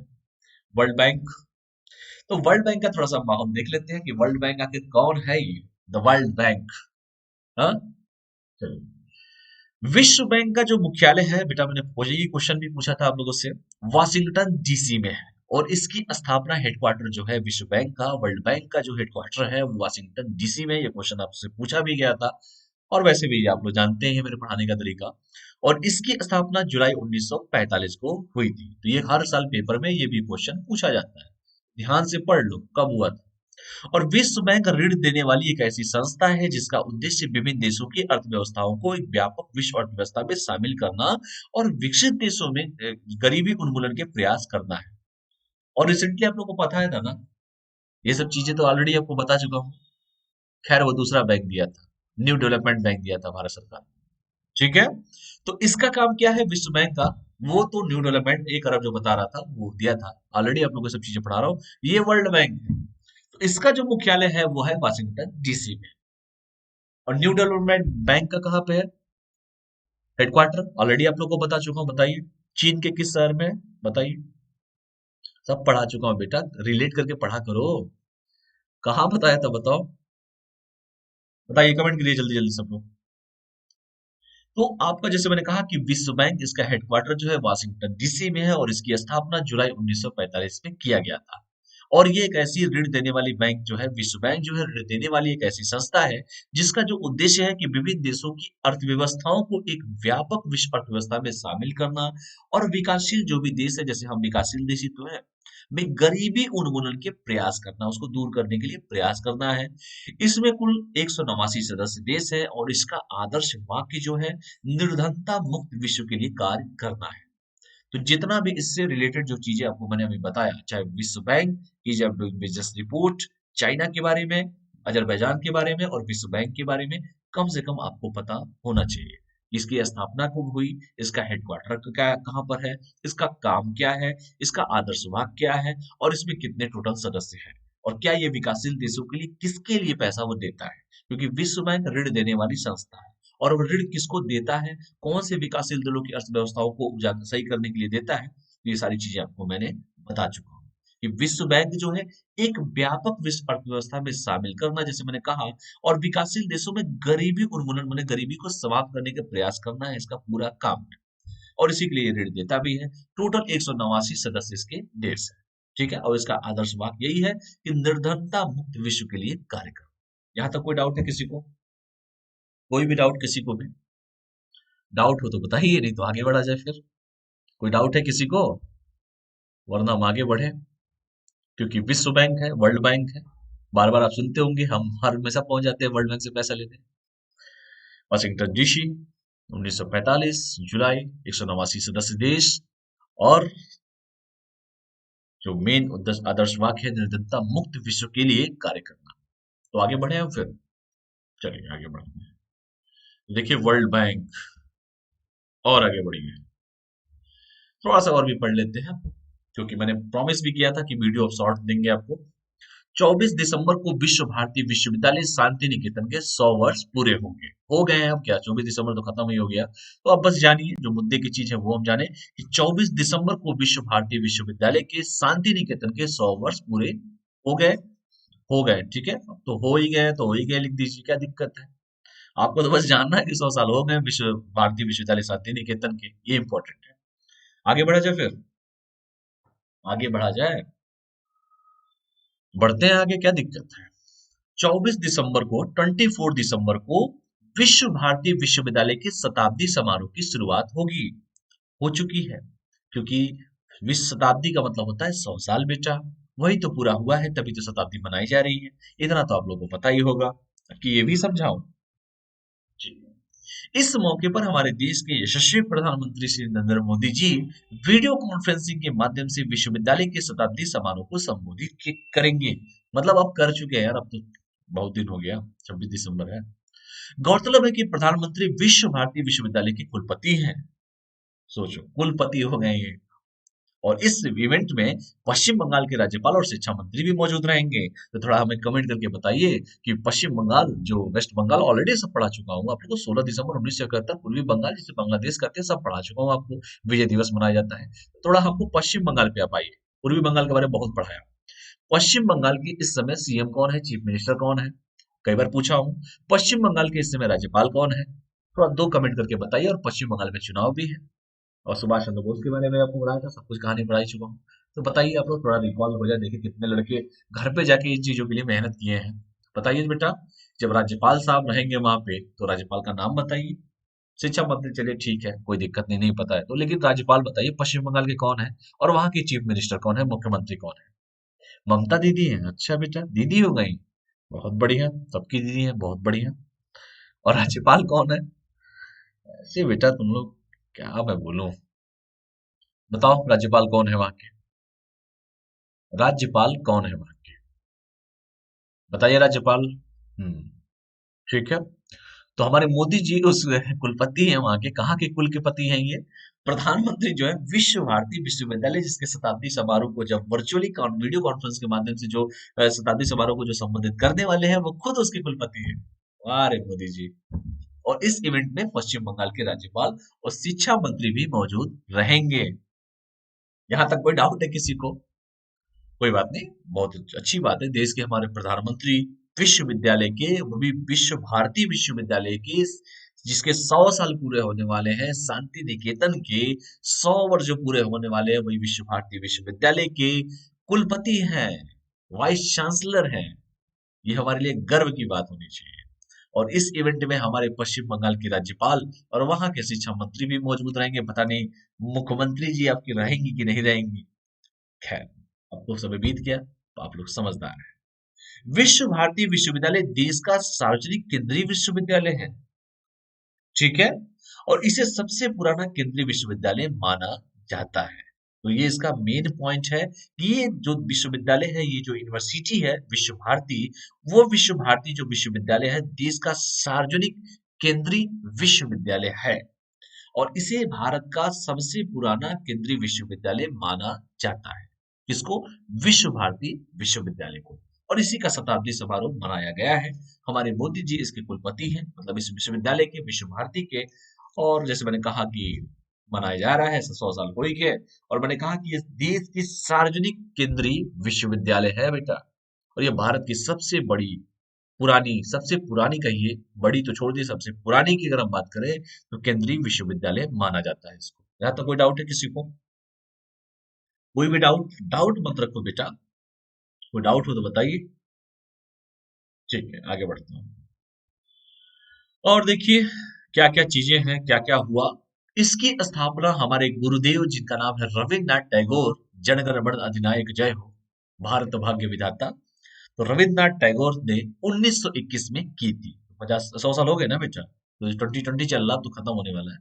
और 1951 में एक अधिनियम के द्वारा इसे केंद्रीय विश्वविद्यालय बनाया गया था। तो इसकी स्थापना किसने किया था? हमारे गुरुदेव रविन्द्रनाथ टैगोर, सबके आदरणीय जो है, 1921 में की थी। और 1951 में एक एक्ट के द्वारा इसे केंद्रीय विश्वविद्यालय में कन्वर्ट किया गया, केंद्रीय विश्वविद्यालय बनाया गया था। और यह पश्चिम बंगाल के शांति निकेतन में स्थित है, ठीक है। और इसे राष्ट्रीय महत्व के संस्थान का दर्जा प्राप्त है। और विश्व भारती विश्वविद्यालय को NIRF 2020 रैंकिंग की समग्र श्रेणी में 69वां स्थान प्राप्त हुआ था, ठीक है। तो ये हमारे लिए गर्व की बात होनी चाहिए। तो आपको ये पता चला कि इस विश्वविद्यालय की स्थापना किसने की, कब किया गया था, इसके कुलपति कौन है, और वर्तमान में ये कहाँ पर स्थित है। और ये भी कि इस एक्ट को कब के द्वारा करके इसको केंद्रीय विश्वविद्यालय में कन्वर्ट किया गया था। और ये सबसे पुराना जो सार्वजनिक केंद्रीय विश्वविद्यालय जो मैंने बता रहा हूँ, वो ऑलरेडी है ही आपका। और इसको जैसे मैंने कहा कि इसे राष्ट्रीय महत्व के संस्थान का दर्जा प्राप्त है। और जैसे मैंने कहा कि विश्व भारती जो विश्वविद्यालय है, उसको NIRF की जो 2020 की रैंकिंग है, इस रैंकिंग में इसको 69वां स्थान प्राप्त हुआ है। ये बहुत बड़ी अचीवमेंट की बात है, ठीक है। यहाँ तक कोई डाउट किसी को भी? कोई भी डाउट? तो ये देखिए, एक एक चीज, एक एक लाइन क्लियर करते चलिए, और एक दूसरे से सारे रिलेटेड है। अब हम बात करते हैं अलीगढ़ मुस्लिम विश्वविद्यालय का शताब्दी समारोह। थोड़ा सा इसके साथ ये भी देखिए, अलीगढ़ मुस्लिम विश्वविद्यालय, जाहिर सी बात है AMU जिसे कहते हैं, जो अलीगढ़ में स्थित है। 22 दिसंबर को इसके साथ, चलो ये तो हो गया आपका। 24 दिसंबर को विश्व भारती विश्वविद्यालय का सारा डिटेल तो मैंने आपको बता दिया। थोड़ा सा इससे रिलेटेड चीजें और भी थोड़ा सा देख लेते हैं, क्योंकि उनका भी देखना जरूरी है। अलीगढ़ मुस्लिम विश्वविद्यालय का शताब्दी समारोह 22 दिसंबर को हमारे मोदी जी ने वीडियो कॉन्फ्रेंसिंग के जरिए अलीगढ़ मुस्लिम यूनिवर्सिटी के शताब्दी समारोह को संबोधित किया था। और PM मोदी ने इस आयोजन के दौरान एक डाक टिकट भी जारी किया। और यह विश्वविद्यालय 1875 में मोहम्मडन एंग्लो ओरिएंटल कॉलेज के रूप में स्थापित किया गया था। और बाद में इसी विश्वविद्यालय को 1920 में अलीगढ़ मुस्लिम विद्यालय के रूप में अस्तित्व में आया। तो अलीगढ़ मुस्लिम विद्यालय वैसे भी सभी लोग पढ़े भी होंगे, अलीगढ़ मुस्लिम विश्वविद्यालय। और जो आपका अलीगढ़ में स्थित है, अलीगढ़ उत्तर प्रदेश में है, अलीगढ़ के ताले बड़े फेमस हैं। तो 22 दिसंबर को मोदी जी ने क्या किया था कि वीडियो कॉन्फ्रेंस के माध्यम से उस शताब्दी, इसके भी यूनिवर्सिटी के भी शताब्दी समारोह को संबोधित किया था। ये भी देखिए कितनी बड़ी वो चीजें हैं। देखिए दोनों साथ जो लोग आज बात करते हैं ना चीजें को, हिंदू और मुस्लिम लेके, तो देखो ये देखो, लग कहिए जो भी कहिए, कि पीएम मोदी ने इस आयोजन के दौरान एक डाक टिकट भी जारी किया था। तो देखो 24 तारीख को भी किया है इन्होंने, 22 तारीख को भी किया है। डाक टिकट तो खैर 22 वाले भी किया, लेकिन 24 तारीख को इतने बढ़िया से, वो तो खुद उसके कुलपति भी हैं, कुल के पति हैं, वाइस चांसलर है साहब। और जैसे 22 तारीख को भी देखिए इन्होंने अलीगढ़ मुस्लिम विद्यालय को भी वीडियो कॉन्फ्रेंस के माध्यम से संबोधित किया था। उसके ऊपर डाक टिकट भी जारी किया गया था, क्योंकि इसके भी शताब्दी 100 साल पूरे होने वाले हैं। क्योंकि यह विश्वविद्यालय जो है अलीगढ़ मुस्लिम विश्वविद्यालय पहले मोहम्मदन एंग्लो ओरिएंटल कॉलेज के रूप में स्थापित किया गया था, और बाद में इसे बदलकर 1920 में अलीगढ़ विश्वविद्यालय के रूप में अस्तित्व में आया। और एनआईआरएफ 2020 में इस विश्वविद्यालय की रैंकिंग जो है, समग्र रैंकिंग है 31वें नंबर पे, और ये देखिए 69 पर है। ठीक है, दोनों का मैंने बता दिया है, आराम से आप लोग देख लीजिएगा। यहाँ तक कोई डाउट है किसी को? आगे बढ़े हम, कोई डाउट है किसी को? चलिए आगे बढ़ते हैं। तो अगला जो टॉपिक है, थोड़ा सा पढ़िए, मजे से पढ़िए। तो ये है हमारे किरण रिजिजू साहब हैं, हमारे खेल मंत्री हैं। और खेल मंत्री किरण रिजिजू ने 8 खेलो India state centre of excellence का उद्घाटन किया है। तो देखते हैं खेल मंत्री जी के बारे में। खेल मंत्री हमारे किरण रिजिजू साहब, जो मोदी जी के पहले कार्यकाल में देश के गृह राज्य मंत्री हुआ करते थे, पूर्वोत्तर से आते हैं, शायद अरुणाचल प्रदेश से आते हैं। कोई उनका लोकसभा क्षेत्र बता सकता है क्या, जितने भी स्टूडेंट मुझसे जुड़े हो? इस समय देश के खेल मंत्री हैं, और बड़े इंपॉर्टेंट पर्सन, कई मामलों को लेके ये खुलकर बात करते हैं। आप समझ सकते हैं कि कौन कौन से मामले हो सकते हैं। तो किरण रिजिजू साहब ने क्या किया है कि 8 खेलो India state centre of excellence का उद्घाटन किया है। तो ये क्या है, ये चीजें क्यों इंपॉर्टेंट है, आप समझ सकते हैं। तो आगे बढ़ा जाए, जल्दी बताइए आप सभी के सभी। आगे बढ़े या इसी पे हम बात करें? तो खेलो India state centre of excellence का उद्घाटन किया गया है किरण रिजिजू के द्वारा। आगे बढ़े, कौन सा लोकसभा क्षेत्र है उनका, बता सकता है कोई? क्योंकि सारी चीजें मैं बता दूंगा तो फिर आप लोग क्या बताएंगे। ठीक। हाल ही में केंद्रीय खेल मंत्री जिनका नाम है किरण रिजिजू ने पूरे भारत में 8 खेलो इंडिया सेंटर ऑफ एक्सीलेंस का उद्घाटन किया है। पूरे भारत की मैं बात कर रहा हूँ, 8 खेलो इंडिया स्टेट सेंटर की मैं बात कर रहा हूँ, ठीक है, ऑफ एक्सीलेंस का उद्घाटन किया है। और इन 8 राज्यों में, जिसमें क्रमशः मणिपुर है आपका, अरुणाचल प्रदेश है, मिजोरम है, केरल है, तेलंगाना है, नागालैंड है, कर्नाटक और उड़ीसा शामिल है। तो 8 राज्यों में इन्होंने क्या किया है, 8 खेलो India state centre of excellence का उद्घाटन किया है हमारे खेल मंत्री, जिनका नाम है किरण रिजिजू साहब, जो हमारे पूर्वोत्तर से आते हैं, हमारे भारत के सबसे अभिन्न अंग जो है, मतलब पूर्वोत्तर साइड जो है, सेवन सिस्टर्स का जो कॉन्सेप्ट है, और अरुणाचल प्रदेश से ये आते हैं। कोई, मैंने कहा कि इनका ये बताइए कि ये किस लोकसभा क्षेत्र से आते हैं, जैसे मैंने कहा। और ये मोदी 1.0, जब 2014 से 19 का जब कार्यकाल चल रहा था, तो देश के गृह राज्य मंत्री भी ये थे। और उस समय जो गृह मंत्री थे वो राजनाथ सिंह थे। आज गृह मंत्री कौन है? हमारा अमित शाह जी हमारे गृह मंत्री हैं। और हमारे राजनाथ सिंह जो है मोदी 2.0 में आपके रक्षा मंत्री हैं। और वित्त मंत्री निर्मला सीतारमन जी हैं। तो किरण रिजिजू साहब जो है खेल मंत्री हैं, और इन्होंने कहा है कि देखो 8 खेलो India state centre of excellence का हम उद्घाटन करेंगे, उद्घाटन किया है इन्होंने। और ये जो राज्य है, जिनको हम सब देख लीजिए, मणिपुर जिसकी राजधानी इम्फॉल है, अरुणाचल प्रदेश ईटानगर, मिजोरम अजल, केरल क्या है, तिरुवनंतपुरम है, तेलंगाना का बताइए आप लोग राजधानी, नागालैंड कोहिमा, कर्नाटक का क्या है, बैंगलोर है, और उड़ीसा का भुवनेश्वर है, सबको पता है। तेलंगाना का आप लोग हमको बताने की कोशिश की, जब ये भी पढ़ाना पड़ेगा राजधानी हमको। वाह बेटा, बहुत बढ़िया। तो ये 8 राज्य आप लोग देख लीजिएगा, ठीक है। उत्तर का कोई नहीं है क्या? अच्छा, उत्तर का कोई नहीं है, चलो कोई बात नहीं, आ जाएगा धीरे धीरे, कोई दिक्कत नहीं है। इस मौके पर देखिए, मुख्य बिंदु पे चलिए बात करता हूं कि इस मौके पर केंद्रीय खेल मंत्री किरण रिजिजू ने दोहराया कि उनका लक्ष्य जो है, भारत को लॉस एंजल्स ओलंपिक 2028 में टॉप 10 में शामिल करना है। तो अच्छी बात है, हमारा भी यही उद्देश्य है कि सारे बच्चे 2021 की परीक्षा में टॉप कर जाए सब, 2020 वाले में धूम मचा जाए सब, ठीक है। तो मेरा भी यही उद्देश्य है। इस मौके पर खेल मंत्री साहब ने यही कहा कि हमारा एक मेन उद्देश्य यही है कि 2021 2028 में जो लॉस एंजल्स का जो ओलंपिक होने वाला है, उसमें भारत की जो रैंकिंग होनी चाहिए, टॉप 10 में शामिल होनी चाहिए। और उन्होंने आगे कहा कि इसके लिए केंद्र और राज्य सरकारों को एक साथ मिलकर काम करना होगा। बहुत अच्छी बात है। कोऑर्डिनेशन बहुत जरूरी है। और खेल तो सिखाता है कि एक दूसरे के कोऑर्डिनेशन के अनुसार आप लोग खेलते हैं, क्योंकि खेल का मतलब ही होता है, खेल से बड़ा चीज सीखा जाता है। जो लोग कहते हैं ना खेल रहे हो, माँ बाप पहले पीटते थे कि पढ़ाई करो, खेलोगे तो बर्बाद हो जाओगे। बेटा खेल से तो बहुत कुछ सीखी जा सकती है, वो कोऑर्डिनेशन सीखा जा सकता है, वो एक दूसरे के समीप आना भी सीखा जा सकता है, दोस्ती भी सीखी जा सकती है। क्योंकि जब भी कोई खेल खेलते हैं तो जाहिर सी बात है, नंबर ऑफ प्लेयर्स होते हैं, तभी तो खेल खेलेंगे ना। तो वो जो कोऑर्डिनेशन है, आपको बहुत सी चीजें खेलें सिखाती है। इसलिए जी भर के खेलिए, कोई दिक्कत नहीं है। खेलिए और पढ़िए, दोनों काम कीजिए। ठीक है, मैं दोनों का पक्ष करता हूँ। खेलना भी जरूरी है, पढ़ना भी जरूरी है। इनका सपना है कि 2028 में जो लॉस एंजल्स में जो ओलंपिक का गेम होने वाला है, उसमें टॉप 10 में शामिल करना है भारत को।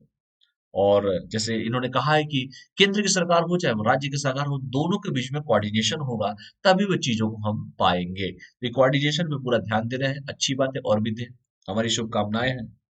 ठीक है, और देखते हैं इनके सपने को हम पूरा करेंगे। 2028 ओलंपिक में भारत को टॉप 10 देशों में शामिल करने का लक्ष्य रखा गया है, जैसे मैंने बताया जाए लॉस एंजल्स। और खेलो India state centre of excellence यह सुनिश्चित करेंगे कि एक खेल में कुशल एथलीटों को विश्व स्तरीय प्रशिक्षण दिया जाए। इसलिए 8 राज्यों में काम चल रहा है।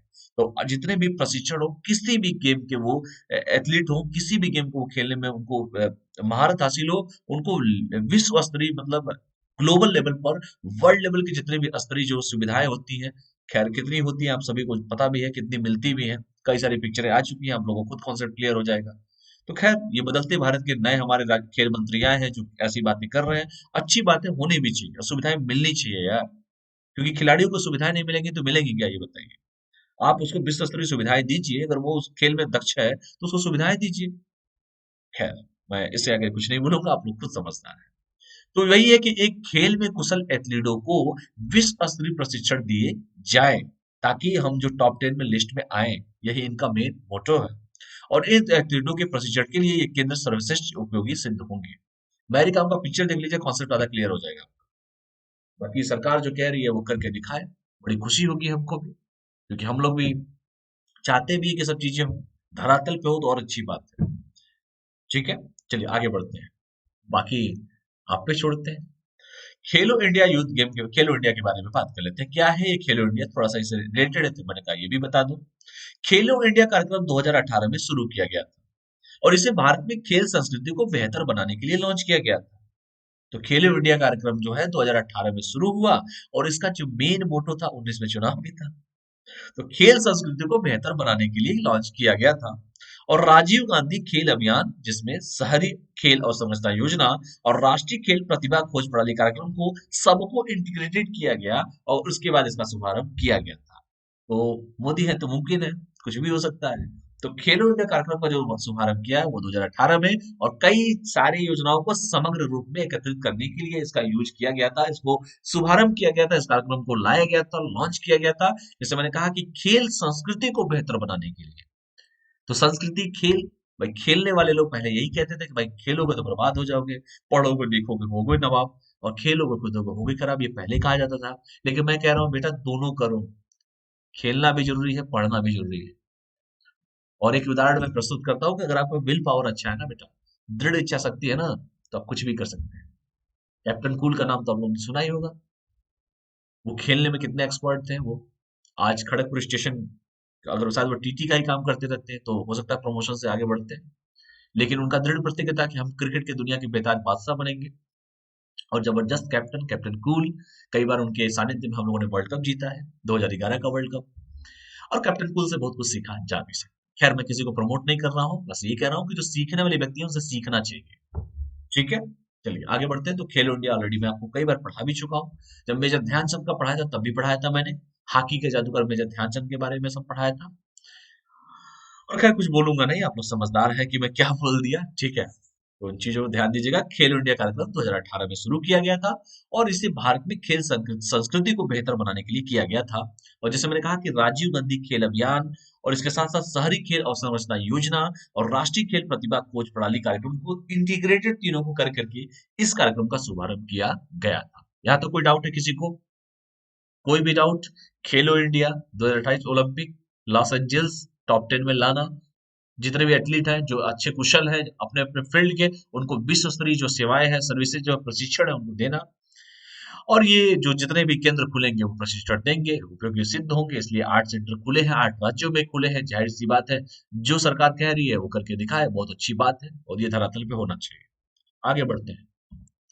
और भी देखिए, जैसे मैंने कहा, देखिए हमारे खूबसूरत से हमारे खेल मंत्री जी हैं, और खेलो इंडिया योजना के तहत 5 लाख रुपए से 8 लाख रुपए तक की वित्तीय सहायता प्रदान की जा रही है, ऐसा दिया भी जाता है। यह एक केंद्रीय छत्रक की योजना है, केंद्र की योजना है, जिसमें केंद्र सरकार द्वारा 100% वित्त पोषित है, यानी केंद्र सरकार की ये योजना है भाई साहब। और इस योजना के तहत चुने गए उम्मीदवार लगातार 8 वर्षों तक 5 लाख रुपए की छात्रवृत्ति के पात्र होंगे, यानी कि 8 वर्ष तक, 8 वर्ष तक 5 लाख रुपया। पांच देख लो बेटा, ये है पढ़ाई की ताकत। तो कितना मिलेगा टोटल? 8 × 5 = 40 लाख मिलेगा कि नहीं मिलेगा? तो जो चुने हुए उम्मीदवार होंगे उनको छात्रवृत्ति की प्राप्त पात्र होंगे। 40 लाख मिलेगा, 8 साल तक लगातार 5 लाख रुपए हर साल।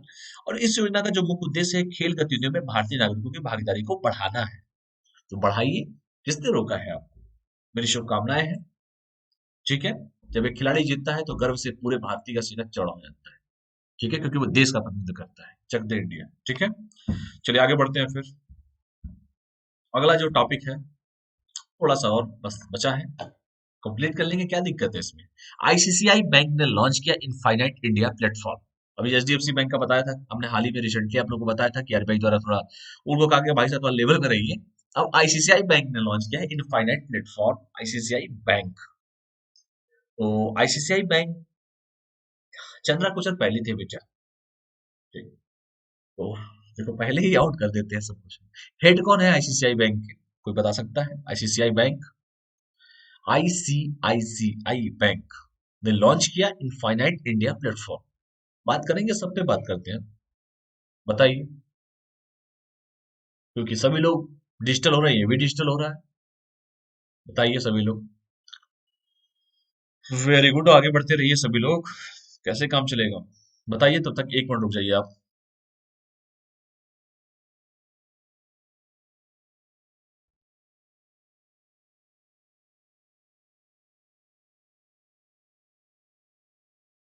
ठीक है। आईसीसीआई बैंक ने हाल ही में, चलिए चलिए कोई नहीं, जिसको नहीं पता हो घर पे जाके देख लेगा, क्या दिक्कत है उसमें? कोई दिक्कत है? नहीं दिक्कत है, आगे बढ़ते हैं। आईसीसीआई बैंक ने हाल ही में इन्फिनिट इंडिया नाम से एक नया ऑनलाइन प्लेटफॉर्म लॉन्च किया है। और यह विदेशी संस्थाओं को वन स्टॉप समाधान प्रदान करने के लिए एक पहल है। क्या है बेटा? एक पहल है। तो ये क्या है भैया? इन्फिनिट या इनफाइनाइट इंडिया, जो भी कहिए, इन्फिनिट इंडिया कहिए, नाम से एक नया ऑनलाइन प्लेटफॉर्म लॉन्च किया है। और ये प्लेटफॉर्म का मेन जो उद्देश्य यही है कि विदेशी संस्थाओं को वन स्टॉप समाधान प्रदान करने के लिए एक पहल है। और देश में अपनी तरह का यह पहला समाधान है जो विदेशी संस्थाओं के लिए बैंकिंग सेवाएं प्रदान करता है। तो इसका नाम है इन्फिनिट इंडिया, जो आईसीसीआई बैंक के द्वारा लॉन्च किया गया है। बस इतना जानिए आप लोग। धीरे धीरे इसके बारे में थोड़ा सा और भी ओपन होगा। रुक जाइए, पेशेंस रखिए आप। ठीक है, पेशेंस बहुत जरूरी है जीवन में। भगवान राम का पेशेंस ही उनको पहले राम कहे जाते थे, उसके बाद मर्यादा पुरुषोत्तम श्री राम कहलाए। तो पेशेंस बड़ा जरूरी है बेटा। और यूपीएससी की तैयारी में तो सबसे ज्यादा पेशेंस रखना पड़ेगा, क्योंकि यूपीएससी की तैयारी में मैं बार बार कहता हूँ, इनकमिंग है बेटा, आउटगोइंग नहीं है। हरदम उबाल मारेगा आपके अंदर का एसडीएम, आपके अंदर का डीएम हरदम उबाल मारेगा जब तक सिलेक्शन नहीं होगा। इसलिए पेशेंस रखिए, और पेशेंस रख के ही कुछ किया जा सकता है बेटा। धैर्य रखिए और लग जाइए तैयारी में। जी तोड़ मेहनत कीजिए, हाँ जी तोड़ मेहनत। ठीक है। तो आईसीसीआई बैंक ने हाल ही में, जो मैंने कहा कि इन्फिनिट इंडिया नाम से एक नया ऑनलाइन प्लेटफॉर्म लॉन्च किया गया है। और इसका उद्देश्य ये है कि विदेशी संस्थाओं, विदेशी इंस्टीट्यूशन को वन स्टॉप समाधान प्रदान करने के लिए एक पहल है। और यह देश में अपनी तरह का पहला समाधान है जो विदेशी संस्थाओं के लिए बैंकिंग सेवाएं प्रदान करता है। यहां तक कोई डाउट? कोई भी डाउट नहीं है? आगे बढ़ते हैं। इसके तहत आईसीसीआई बैंक इन इनकॉर्पोरेशन सेवाएं, कॉर्पोरेट फाइलिंग, लाइसेंस, पंजीकरण प्रदान करके भारत में व्यवसायिक संस्थाओं को स्थापित करने में सहायता प्रदान करेगा। और सहायता प्रदान कर भी रहा है, जिसको आप लोग देख सकते हैं। यहाँ तक कोई डाउट है? तो जो आईसीसीआई बैंक हुआ क्या करेगा? इनकॉर्पोरेशन सेवाएं, कॉर्पोरेट फाइलिंग जो होती है या लाइसेंस होता है, जो पंजीकरण होता है, उसको प्रदान करके भारत में जो भी व्यावसायिक गतिविधियां है, व्यावसायिक संस्थाओं को स्थापित करने में सहायता प्रदान करेगा। ठीक है, यहां तक कोई डाउट? चलिए आगे बढ़ते हैं और भी देखते हैं। यह अधिकृत डीलर वन श्रेणी वन के रूप में आईसीआईसीआई बैंक फेमा के तहत भारत में शाखा कार्यालय, लाइजन ऑफिस, परियोजना कार्यालय स्थापित करने का अधिकार दे सकता है। ठीक है, और इस प्लेटफॉर्म में एक ही छत के नीचे सभी व्यावसायिक सेवाएं प्रदान की जाएंगी और इसमें वार्षिक अनुपालन, कराधान, कानूनी और नियामक मानदंडों पर परामर्श, मानव संसाधन सेवा, ट्रेडमार्क और पेटेंट इत्यादि भी इसमें शामिल है। तो ये जितना भी काम करने वाला वो आईसीआईसीआई बैंक के द्वारा किया जा रहा है, जिसका नाम है इनफाइनाइट इंडिया प्लेटफॉर्म। और इस प्लेटफॉर्म के माध्यम से सभी व्यावसायिक सेवाएं प्रदान की जाएंगी, चाहे जिसमें वार्षिक अनुपालन, जो कराधान की बात हो, चाहे कानूनी और नियामक मानदंडों पर परामर्श की बात हो, ये मानव संसाधन सेवा, ट्रेडमार्क, पेटेंट इत्यादि जितने भी चीजें हैं सारी की सारी इसमें इंक्लूड है और एक ही छत के नीचे सारी कामें होंगी। और जैसे मैंने कहा कि यह अधिकृत डीलर श्रेणी वन के रूप में आईसीआईसीआई जो बैंक है वो फेमा के जो नियम होते हैं उसके तहत भारत में शाखा कार्यालय, लाइजन ऑफिस, परियोजना कार्यालय स्थापित करने का अधिकार दे सकता है। और यह प्लेटफॉर्म बैंकिंग बेहतरीन समाधान पेश करेगा, जिसमें जेनरिक सर्विस जैसे एपीआई बैंकिंग, कनेक्टिंग बैंकिंग, कर्मचारियों के लिए सेवाएं, भुगतान समाधान, व्यापार सेवाएं, वैश्विक बैंकिंग, कॉर्पोरेट बैंकिंग उत्पाद, विदेशी मुद्रा, ट्रेजरी सेवाएं आदि शामिल है। सारी सुविधाएं आपको दी जाएंगी, एक ही छत के नीचे दी जाएंगी, जिसको आप लोग आराम से पढ़ लीजिएगा। ठीक है, चलिए आगे बढ़ते हैं। देखिए फेमा के बारे में मैंने कहा था ध्यान से पढ़ेंगे तो सब कुछ पता चलेगा। फेमा का है फॉरेन एक्सचेंज मैनेजमेंट एक्ट। ये क्या है फेमा? तो फेमा यानी कि विदेशी मुद्रा प्रबंधन अधिनियम, जो मैं बता रहा था अभी फेमा के बारे में, 1999 का एक ऐसा अधिनियम है जो विदेशी विनिमय से संबंधित कानूनों को संकलित और संशोधित करता है। यह है फेमा का एक्ट और इसी एक्ट के थ्रू ये सब काम आईसीआईसीआई बैंक जारी कर रहा है, जो इनफाइनाइट इंडिया एक ही छत के नीचे सारी सुविधाएं वो देगा। ठीक है, तो फेमा के बारे में आपने जाना कि foreign exchange management act FEMA कहते हैं और इसे 1999 का एक ऐसा अधिनियम है, एक ऐसा एक्ट है जो विदेशी विनिमय से संबंधित कानूनों को संकलित और संशोधित करता है। यहां तक कोई डाउट है किसी को? चलिए, तो आईसीआईसीआई बैंक और अगला टॉपिक थोड़ा सा देख लीजिए, राष्ट्रीय किसान दिवस, क्योंकि किसानों की बात हो रही है। किसान दिवस 23 दिसंबर को ही क्यों मनाया जाता है राष्ट्रीय किसान दिवस, थोड़ा सा इस पे बात कर लेंगे। ठीक है, यहाँ तक कोई डाउट है किसी को? क्योंकि चौधरी चरण सिंह देश के हमारे पूर्व प्रधानमंत्री, उनकी स्मृति में बनाया जाता है 23 दिसंबर का दिन। तो वैसे भी और वैसे भी कृषि बिल को लेके किसानों को क्या हो रहा है सब सभी को भली बात परिचित होंगे। फिर भी सारी राजनीति का केंद्र बिंदु बना दिया गया है किसान, प्रताड़ित होता है किसान, फसल बर्बाद होते हैं किसान के। खैर मैं कुछ बोलूंगा नहीं, सब लोग जानते हैं। जी जी, लेकिन भारत की रीढ़ की हड्डी है मेरे देश का किसान। सलाम है उस देश के हमारे किसानों को। ठीक है, क्योंकि भारत की 65% जनसंख्या आज भी गांव में निवास करती है। आय का स्रोत भले ही हम सभी के लिए कुछ अलग हो, लेकिन सच्चाई तो यही है कि देश का किसान अगर अन्न उत्पादन नहीं करेगा, अन्नदाता जो है हमारा, तो हम लोग कितना भी बैठे हुए हैं शांति से बैठे ही रह जाएंगे। तो हमारे देश की रीढ़ की हड्डी है मेरे देश के किसान, वो एक पिलर है हमारे लिए। ठीक है, तो किसानों का सम्मान कीजिए। मेरे देश के जवान और मेरे देश के किसान, जय जवान जय किसान। 23 दिसंबर को मनाया जाता है, तो पढ़ते हैं इसके बारे में क्यों मनाया जाता है राष्ट्रीय किसान दिवस। और आप देख रहे हैं कि दिल्ली में जो घटनाएं हो रही हैं दिल्ली बॉर्डर पे किसानों के साथ, मुझे लगता है कि सरकार को इसके बारे में गंभीरता से सोचना चाहिए। जो लोग कहने के लिए तो कुछ भी कह देंगे, आजकल तो फेसबुक या बहुत सारे ऐसे लोग हैं, लेकिन सच्चाई तो यही है कि अगर उनको समस्याएं हैं तो समस्या को मिलकर बैठ के सॉल्व कीजिए, क्योंकि वो हमारे अन्नदाता है। और जितनी ठंड में वो बेचारे इतने दिनों से बैठे हुए हैं, वो अपने अधिकारों के लिए बैठे हुए हैं। इनके नियम तो, नेताओं के नियम तो 1 घंटे में बन जाते हैं। सैलरी बढ़ानी हो तो तुरंत बड़े पता भी नहीं चलेगा किसी को।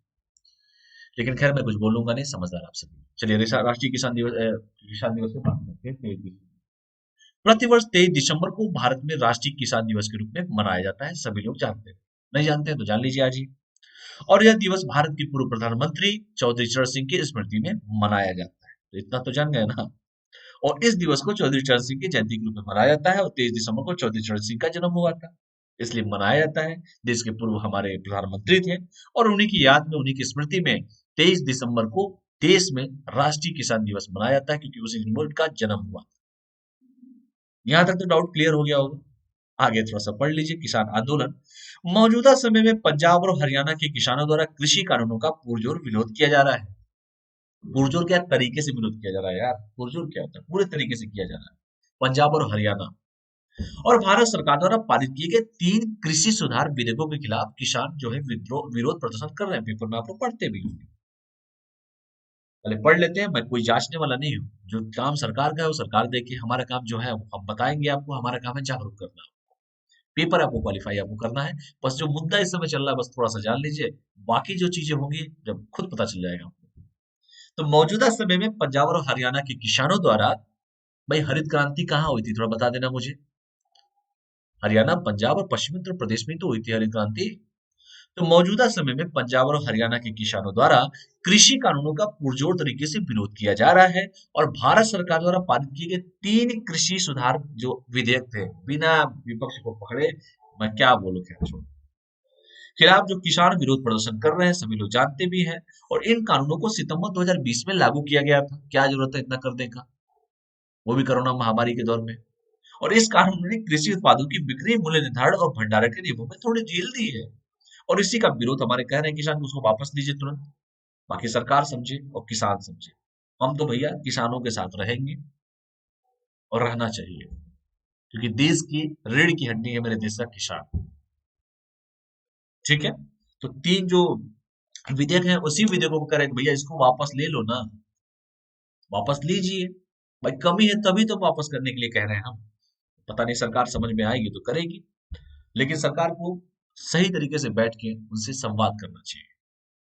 ठीक है। ठंड का समय चल रहा है और देश का किसान अगर इस अवस्था में हो तो शायद हम भारतीयों को इस बारे में गंभीरता से सोचना चाहिए। वही जो मैंने कहा कि जो कानून लाया गया था सितंबर 2020 में लाया गया था। और इस कानूनों ने, जैसे मैंने कहा, कृषि उत्पादों की बिक्री करने पर, उसकी मूल्य निर्धारण करने पर और भंडारण के नियमों में थोड़ी ढील दी थी। और उस किसान कह रहा है कि भैया 3 जो कानून लाए उसको वापस ले लो ना यार। अंग्रेजों ने तो इतने साल बाद कोई बहुत सारे ऐसे कानून थे अंग्रेजों के जो बाद में वापस लिए। अभी तो इतने कम दिन बचे हुए हैं यार, ले लो। इतना जिद्दी पना ठीक नहीं है। तो देखते हैं सरकार क्या करती है। खैर क्या मैं बोलूं। ठीक है।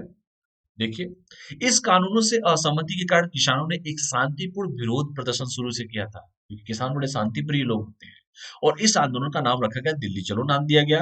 और इस विरोध का नेतृत्व अधिकांश पंजाबी और सिख किसान कर रहे हैं। और किसानों को भय है कि यह नए कृषि बिल उनकी आजीविका के लिए खतरा है, क्योंकि उनके आय का साधन ही वही है यार। हरियाणा, पंजाब और पश्चिमी उत्तर प्रदेश में और पूरे देश के किसान जो है क्यों नहीं परेशान हो इसके लिए। और वो अपने हक की लड़ाई लड़ रहे हैं। सरकार से कह रहे हैं कि सर जो ये बिल आपने पारित किया सितंबर में, तीनों कानून को वापस लीजिए। और सरकार का काम है उनसे बैठ के संवाद करे, अगर जो चीजें गलत है उसको बाहर करे। ठीक है। तो आप लोग इस चीजों को देख लीजिए। आगे थोड़ा चौधरी चरण सिंह के बारे में जान लेते हैं। 23 दिसंबर जानना जरूरी है, किसान दिवस। और इन्हीं की याद में मनाया जाता है, इनका जन्म हुआ था। तो थोड़ा सा जान लीजिए यार कि चौधरी चरण सिंह देश के पूर्व प्रधानमंत्री भी थे। और थोड़ा सा पढ़ लेते हैं कि चौधरी चरण सिंह भारत के 5वें प्रधानमंत्री थे। वे 28 जुलाई 1974 से 79 से लेके 14 जनवरी 1980 के बीच देश के प्रधानमंत्री रहे थे। कम ही कार्यकाल के लिए थे, लेकिन थे ना प्रधानमंत्री, पूर्व प्रधानमंत्री। उनका जन्म 23 दिसंबर 1902 को ब्रिटिश भारत के संयुक्त प्रांत के नूरपुर, जो उत्तर प्रदेश में पड़ता है, वहां पर हुआ था। और वे 1967 तक भारतीय राष्ट्रीय कांग्रेस से जुड़े रहे। उसके बाद 67-77 के दौरान वे भारतीय लोक दल से जुड़ गए। और 77 से लेकर 80 के बीच में जनता पार्टी के साथ रहे। उसके बाद 80 से लेकर 87 के दौरान वे लोक दल से फिर जुड़े। ये बेटे हैं, अजीत सिंह साहब लड़ते हैं चुनाव ना।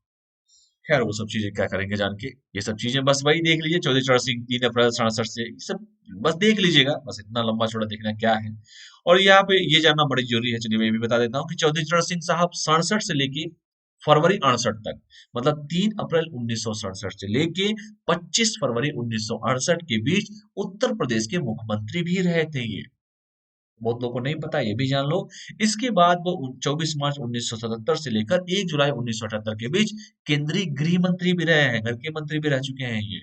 और 24 जनवरी 1979 से लेके 28 जुलाई 1979 के दौरान वो देश के वित्त मंत्री भी रहे हैं। और उनका निधन जो हुआ था 29 मई 1987 को नई दिल्ली में हुआ था। तो इतना सब पदवी तो वो पा चुके हैं।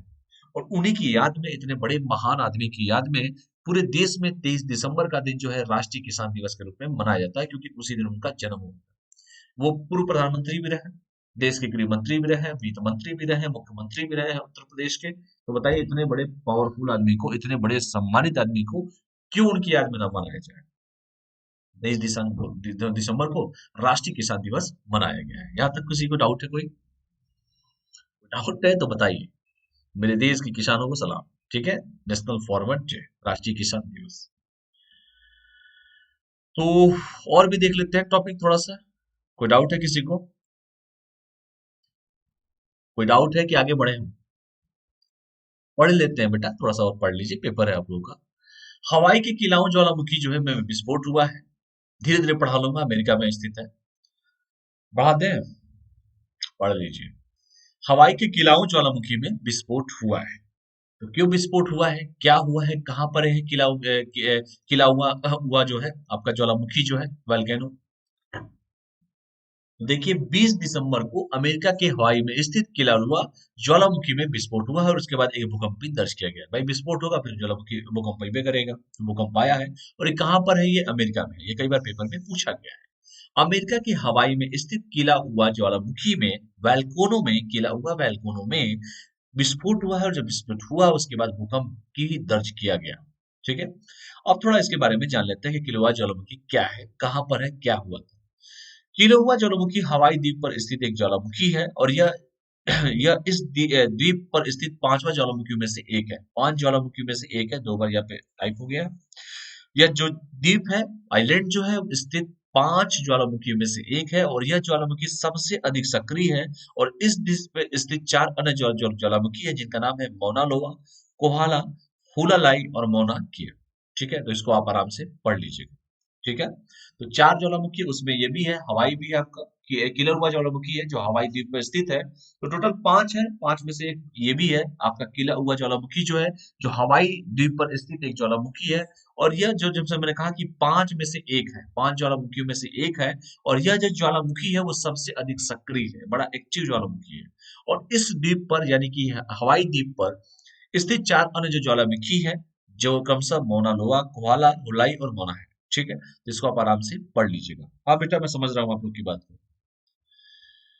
और भी देख लीजिए, 20 दिसंबर को हवाना वैल्कोनो ऑब्जर्वेटरी ने किला हुआ ज्वालामुखी के हेलामोआ क्रेटर में प्रकाश चमक दर्ज किया था और इससे स्पष्ट हो गया कि किलवा के शिखर कार्डेस के भीतर एक विस्फोट शुरू हो गया है। ठीक है, बस जितना मुद्दे की चीजें वही जानिए तो आपके लिए इंपॉर्टेंट होगा। हाँ बेटा, थोड़ा सा और पढ़ लो, क्या दिक्कत है, कोई दिक्कत है? इसके साथ ही साथ जो हवानो वैल्कोनो जो ऑब्जर्वेटरी था ने, उसने विस्फोट के लिए एक चेतावनी जारी की थी। और अब विस्फोट शुरू हो चुका है और वर्तमान में हेलेना क्रेटर तक सीमित है। उसके बाद देखिए ना, ये भूकंप आ भी गया था। तो ये इसके मुख्य बिंदु है। ठीक है, तो इसको आप लोग पढ़ लीजिएगा। और भी देख लीजिए, बाद में एचवीओ ने भी ज्वालामुखी के चेतावनी स्तर को कम करके वॉच कर दिया और इससे एविएशन कल्चर कोड को रेड से ऑरेंज में बदल दिया गया, क्योंकि भूकंप के भी कई क्लॉज होते हैं, वो सब पढ़ा चुका हूं आपको। और इसका मतलब है कि मौजूदा विस्फोट कम खतरनाक है। ठीक है, तो ये चीजें देख लीजिएगा। अभी एचवीओ के बारे में देख लीजिए क्या है। हवाई ज्वालामुखी वेधशाला क्या है? यह यूएस जियोलॉजिकल सर्वे की एक एजेंसी है और यह हवाई द्वीप पर मौजूद ज्वालामुखियों की निगरानी करती है। और इसके अलावा यह भूकंप के लिए चेतावनी भी जारी करती है। और इसका निर्माण 1912 में किया गया था और इसका मुख्यालय अमेरिका के हवाई में हिलो में स्थित है। तो ये है हवाई ज्वालामुखी वेधशाला। ये क्या है? यह यूएस जियोलॉजिकल सर्वे की एक एजेंसी है और यह हवाई द्वीप पर मौजूद ज्वालामुखियों की निगरानी करती है। और इसके अलावा यह भूकंप के लिए चेतावनी भी जारी करती है। और इसका निर्माण 1912 में किया गया था और इसका जो मुख्यालय है अमेरिका के हवाई में हिलो में स्थित। यहाँ तक कोई डाउट किसी को? कोई डाउट है? चलिए आगे बढ़ते हैं। और वही जो, ये तो पढ़ा ही चुका हूँ आपको, प्रधानमंत्री जी का। तो ये सब चीजें हो ही चुकी हैं, आगे बढ़ते हैं। लास्ट जो टॉपिक है, थोड़ा सा बस लास्ट ही होगा, समझ लो बेटा, बस लास्ट है, थोड़ा सा पढ़ लो इसको, बाकी खत्म कर दूंगा। ठीक है, लास्ट टॉपिक होगा, भरोसा करो। मौलाना मजरूल हक, थोड़ा सा इनके बारे में जान लीजिए। बड़ा योगदान था देश की आजादी में इनका, मौलाना मजरूल हक साहब का। जयंती विशेष मनाई गई है इनकी। थोड़ा सा इनके बारे में पढ़ लेंगे, शॉर्टकट बता दूंगा। ठीक है बेटा, चलो। बस लास्ट है आपका। भारत की आजादी एक दीर्घकालीन संघर्षों का परिणाम थी, सभी लोग जानते हैं। और सभी लोगों ने योगदान दिया। उसमें मौलाना मजरूल हक साहब भी थे, क्योंकि क्रांति का मतलब होता है आमूलचूल परिवर्तन। और जब मॉडर्न हिस्ट्री आप पढ़ेंगे या पढ़े होंगे तो आपको सब पता होगा कि सभी का एक ये उद्देश्य था, क्रांति, स्वाधीनता, स्वतंत्रता, बंधुत्व, सभी जाहिर सी बात है, सभी यही चाहते थे देश आजाद हो, अपना राज्य हो, स्वराज्य की लोग बात करें, देश में लोग अमन चैन से रहें। तो भारत की आजादी एक दीर्घकालीन संघर्षों का परिणाम था, जिसमें समाज के हर वर्ग ने जाति, धर्म, क्षेत्रीयता, पहचान जैसे कारकों को दरकिनार करते हुए स्वतंत्रता आंदोलन में अपनी महत्वपूर्ण भूमिका निभाई। क्योंकि हर व्यक्ति अपने अपने तरीके से काम करता था, चाहे वो गांधी जी हो, चाहे उदारवादी हो, चाहे उग्रवादी हो, चाहे सुभाष चंद्र बोस हो, चाहे वो हमारे सरदार वल्लभ भाई पटेल हो, चाहे हमारे भगत सिंह हो, चाहे चंद्रशेखर आजाद हो। हर व्यक्ति ने योगदान दिया। मैं बार बार कहता हूँ कि इतिहास लेखन ऊपर से भी होना चाहिए और इतिहास लेखन नीचे से होना चाहिए। इतिहास लेखन ना जाने कितने ऐसे लोग हैं, कितने ऐसे हमारे वीर सपूत हैं, जिनका इतिहास में उल्लेख शायद नहीं किया गया है, लेकिन योगदान सभी ने किया था। ठीक है, तो सबका एक ही उद्देश्य था कि देश आजाद हो, अंग्रेजों की गुलामी की जो जकड़ता है उससे हम निजात पाए, अपना खुद का संविधान हो। और सभी लोगों ने मेहनत किया है, सभी लोगों ने उस चीजों के लिए मेहनत किया है, और आज हम खुली हवा में सांस ले रहे हैं तो उन्हीं का दिया हुआ है। और जैसे मैं जयंती विशेष, जैसे मैंने मौजूद हक के बारे में बता रहा हूँ, थोड़ा सा इनके बारे में पढ़ लें, ताकि आने वाली पीढ़ी जाने इनके बारे में। ऐसे बहुत सारे सपूत है जिनके बारे में लोग नहीं जानते थे। धीरे धीरे आने वाली पीढ़ियों को बताना चाहिए कि यार ये ऐसे लोग थे जिनके बारे में आप जानते तक नहीं हो। इनके बारे में जानकर जानना चाहिए। जयंती विशेष इसलिए बनाया भी गया है। मौलाना फजलुल हक साहब सभी लोग जानते भी होंगे उनके, लेकिन बहुत सारे लोग नहीं जानते होंगे। तो इसलिए मैंने कहा कि सबका योगदान है यार, हर व्यक्ति का योगदान है जिसने देश की आजादी में अपना सहयोग दिया, अपने अपने तरीके से सहयोग किया, सबका योगदान। तो वही मैंने कहा कि भारत की आजादी एक दीर्घकालीन संघर्षों का परिणाम था, जिसमें समाज के हर वर्ग ने, हर जाति ने, क्षेत्र में, धर्म में, क्षेत्रीय पहचान जैसे कारकों को दरकिनार करते हुए जाति धर्म, आज जो जाति धर्म की बात कर रहे हैं ना आप लोग, उस समय तो भैया जी अब क्या मैं बोलूं, हाँ तो हर चीज में धर्म निकाल लेते हैं लोग। तुम्हारा धर्म ये है, मेरा धर्म ये है, पार्टी वाले। बाकी लोग नहीं करते हैं, ये पार्टी वाले करते हैं। मैं पार्टी का नाम क्या बताऊं। खैर, हर वर्ग ने जाति, धर्म, क्षेत्रीय पहचान जैसे कारकों को दरकिनार करते हुए स्वतंत्रता आंदोलन में अपनी महत्वपूर्ण भूमिका निभाई है। और ऐसे ही महान स्वतंत्रता सेनानियों में से एक थे मौलाना मजरूल हक। ठीक है, जिन्होंने भारत के स्वतंत्रता आंदोलन में सक्रिय भूमिका निभाने के साथ साथ हिंदू मुस्लिम एकता, सामाजिक कल्याण व शिक्षा के क्षेत्र में उल्लेखनीय योगदान दिया। देख लो बेटा, सीखो कुछ पार्टी वालों। और आज उनकी जयंती पर मौलाना मजरूल हक के जीवन से जुड़ी कुछ महत्वपूर्ण घटनाएं के बारे में हम बात करेंगे। तो सोचो, जो व्यक्ति शिक्षा की बात करता हो, सोचो वो व्यक्ति हिंदू मुस्लिम एकता की बात करता हो, सोचो वो व्यक्ति जो हर तरफ से, मतलब जी जो भी तरीका, हर तरीके से योगदान दिया हो, हम उसको कैसे भुला सकते हैं यार। और इसीलिए उनको आज हम याद कर रहे हैं। ठीक है, तो जाहिर सी बात है कितने इंपॉर्टेंट पर्सन है, आप समझ सकते हैं। इनका जो जन्म हुआ था, ध्यान से देख लो बिहार पीसीएस देने वालों, तो मौलाना मजरूल हक साहब का जन्म जो हुआ था बिहार के पटना जिले में 22 दिसंबर 1866 को हुआ था। और इनके पिता का नाम शेख अहमदुल्ला था, जो एक समृद्ध जमींदार थे। सोचो, ये जितने लोग को हल्के में लेते हैं क्या आप लोग, जो विदेश लंदन पढ़ के उस समय चले जाते थे, ये वो लोग थे जो अच्छे परिवार से आते थे। चाहे गांधी जी हुए, चाहे सरदार वल्लभ भाई पटेल साहब थे, चाहे जिनको भी देख लो आप, जो फॉरेन पढ़ने चले गए, लेकिन आए और यहाँ ग्रास रूट लेवल पे उन्होंने मेहनत किया। आम लोग की आजादी के लिए मेहनत किया, आम आदमियों की आजादी के लिए मेहनत किया, लोगों की आजादी के लिए मेहनत किया। वो चाहते तो कुछ और भी कर सकते। यही सब चीजें हैं। फर्जी राष्ट्रवादियों से दूर रहिए और सच्चाई से अवगत होइए। चाहे वो जवाहरलाल नेहरू साहब थे, चाहे कोई भी हो, सभी ने योगदान दिया। मोतीलाल नेहरू सोचिए, इतने बड़े आदमी, बैरिस्टर साहब जवाहरलाल नेहरू। एलिगेशन लगाना आसान होता है, लेकिन योगदान तो सभी ने दिया ना। खैर, जो अंधभक्त हैं वो न ध्यान दें, जो भक्त हैं तो खैर उनकी बात ही नहीं मैं कुछ करूंगा। खैर, सीधे मुद्दे पे आते हैं। सभी ने योगदान दिया, जिस तरीके से लोगों ने योगदान दिया, सुभाष चंद्र बोस, अयन्ने, जापान, नेताजी हमारे, किसने ही योगदान, सबने योगदान दिया मेरे भाई। गांधी जी इतने बड़े बाप के बेटे थे, वो चाहते थे उसे ब्लॉक कर सकते थे, वकालत करते। और पहली बार जब करने गए तो आपको पता ही कहानी क्या हो गया था। लेकिन उन्होंने देश की आजादी के लिए लोगों को, पहले गांवों को समझा, गांवों को जाना कि भाई लोग चाहते क्या है। और गांधी का डंडा, गांधी की चश्मा, गांधी का कपड़ा काफी थे। गांधी जी के डंडे में वो ताकत थी जो खैर में क्या हो। ठीक है, फर्जी राष्ट्रवादियों से दूर रहिए और सच्चाई से अवगत होइए, क्योंकि आप लोग पढ़ाई कर रहे हैं, तैयारी कर रहे हैं ब्यूरोक्रेट्स में। तो जैसे मैंने कहा कि हिंदू मुस्लिम एकता को इन्होंने बल दिया, और आज तो देख लीजिए स्थिति क्या है। और ये समृद्ध जमींदार के बेटे थे, चाहते तो कुछ और भी कर सकते थे, और गांधी जी भी चाहते थे कुछ और कर सकते थे, लेकिन गांधी गांधी थे। गांधी एक फिलोसफर थे, हर रूप में गांधी गांधी महान। अपनी प्राथमिक शिक्षा, खैर मौलाना मजरूल हक पे आते हैं। अपनी प्रारंभिक शिक्षा पूरी करने के उपरांत उन्होंने पटना कॉलेज से मैट्रिक की परीक्षा उत्तीर्ण की, और धीरे धीरे जाहिर सी बात है आगे पढ़ते हुए आदमी चला जाता है। तो आगे की पढ़ाई के लिए उन्होंने लखनऊ के कैनिंग कॉलेज में दाखिला लिया, लेकिन जल्द ही वकालत की पढ़ाई के लिए उन्होंने कॉलेज छोड़कर इंग्लैंड जाने का फैसला किया। वाह भाई, देख लो, जब आदमी पढ़ लेता है ज्यादा तो वही जाहिर सी बात है कहीं ना कहीं निकालना है। तो जब वकालत कर लिए फिर लग गए देश की आजादी में। और सामाजिक और राजनीतिक मुद्दों में दिलचस्पी होने के कारण, दिलचस्पी भी तो होना चाहिए, इंग्लैंड में वकालत करते हुए इनकी मुलाकात महात्मा गांधी से हो गई। सही आदमी के पास में मिल गए वो। ठीक है, तो ये उनका शुरू का बचपन है, पढ़ लीजिए, क्या दिक्कत है, जानना चाहिए आपको। और फिर जब मुलाकात हुई, दो लोग वैचारिक वैचारिक जो मुलाकातें होती हैं, एक दूसरे को समझ में आ गया कि भाई आप भी वहीं से आए, हम भी वहीं से आए हैं, ये चीजें हैं हमारे दिमाग में भी यही चल रही है क्या, अच्छा आपकी भी चल रही है, कोई दिक्कत नहीं। उसके बाद उन्होंने क्या किया, वकालत को अपना पेशा बना लिया, और इसके साथ ही उन्होंने सामाजिक सेवा से जुड़े कार्यों में अपना सहयोग देना शुरू कर दिया। और उल्लेखनीय है कि उन्होंने बिहार में 1897 के जो अकाल आया था उसके समय राहत कार्यों में काफी योगदान दिया। तो ये वो लोग थे जो एकदम समृद्ध परिवार से आते थे, ये चाहते तो कुछ और भी कर सकते थे, लेकिन उन्होंने देश की आजादी के लिए बहुत सी चीजों को न्यौछावर कर दिया, और लग गए देश की आजादी को कराने के लिए अपने अपने तरीके से। और ये कई बार क्वेश्चन पूछा गया है अकाल वाला।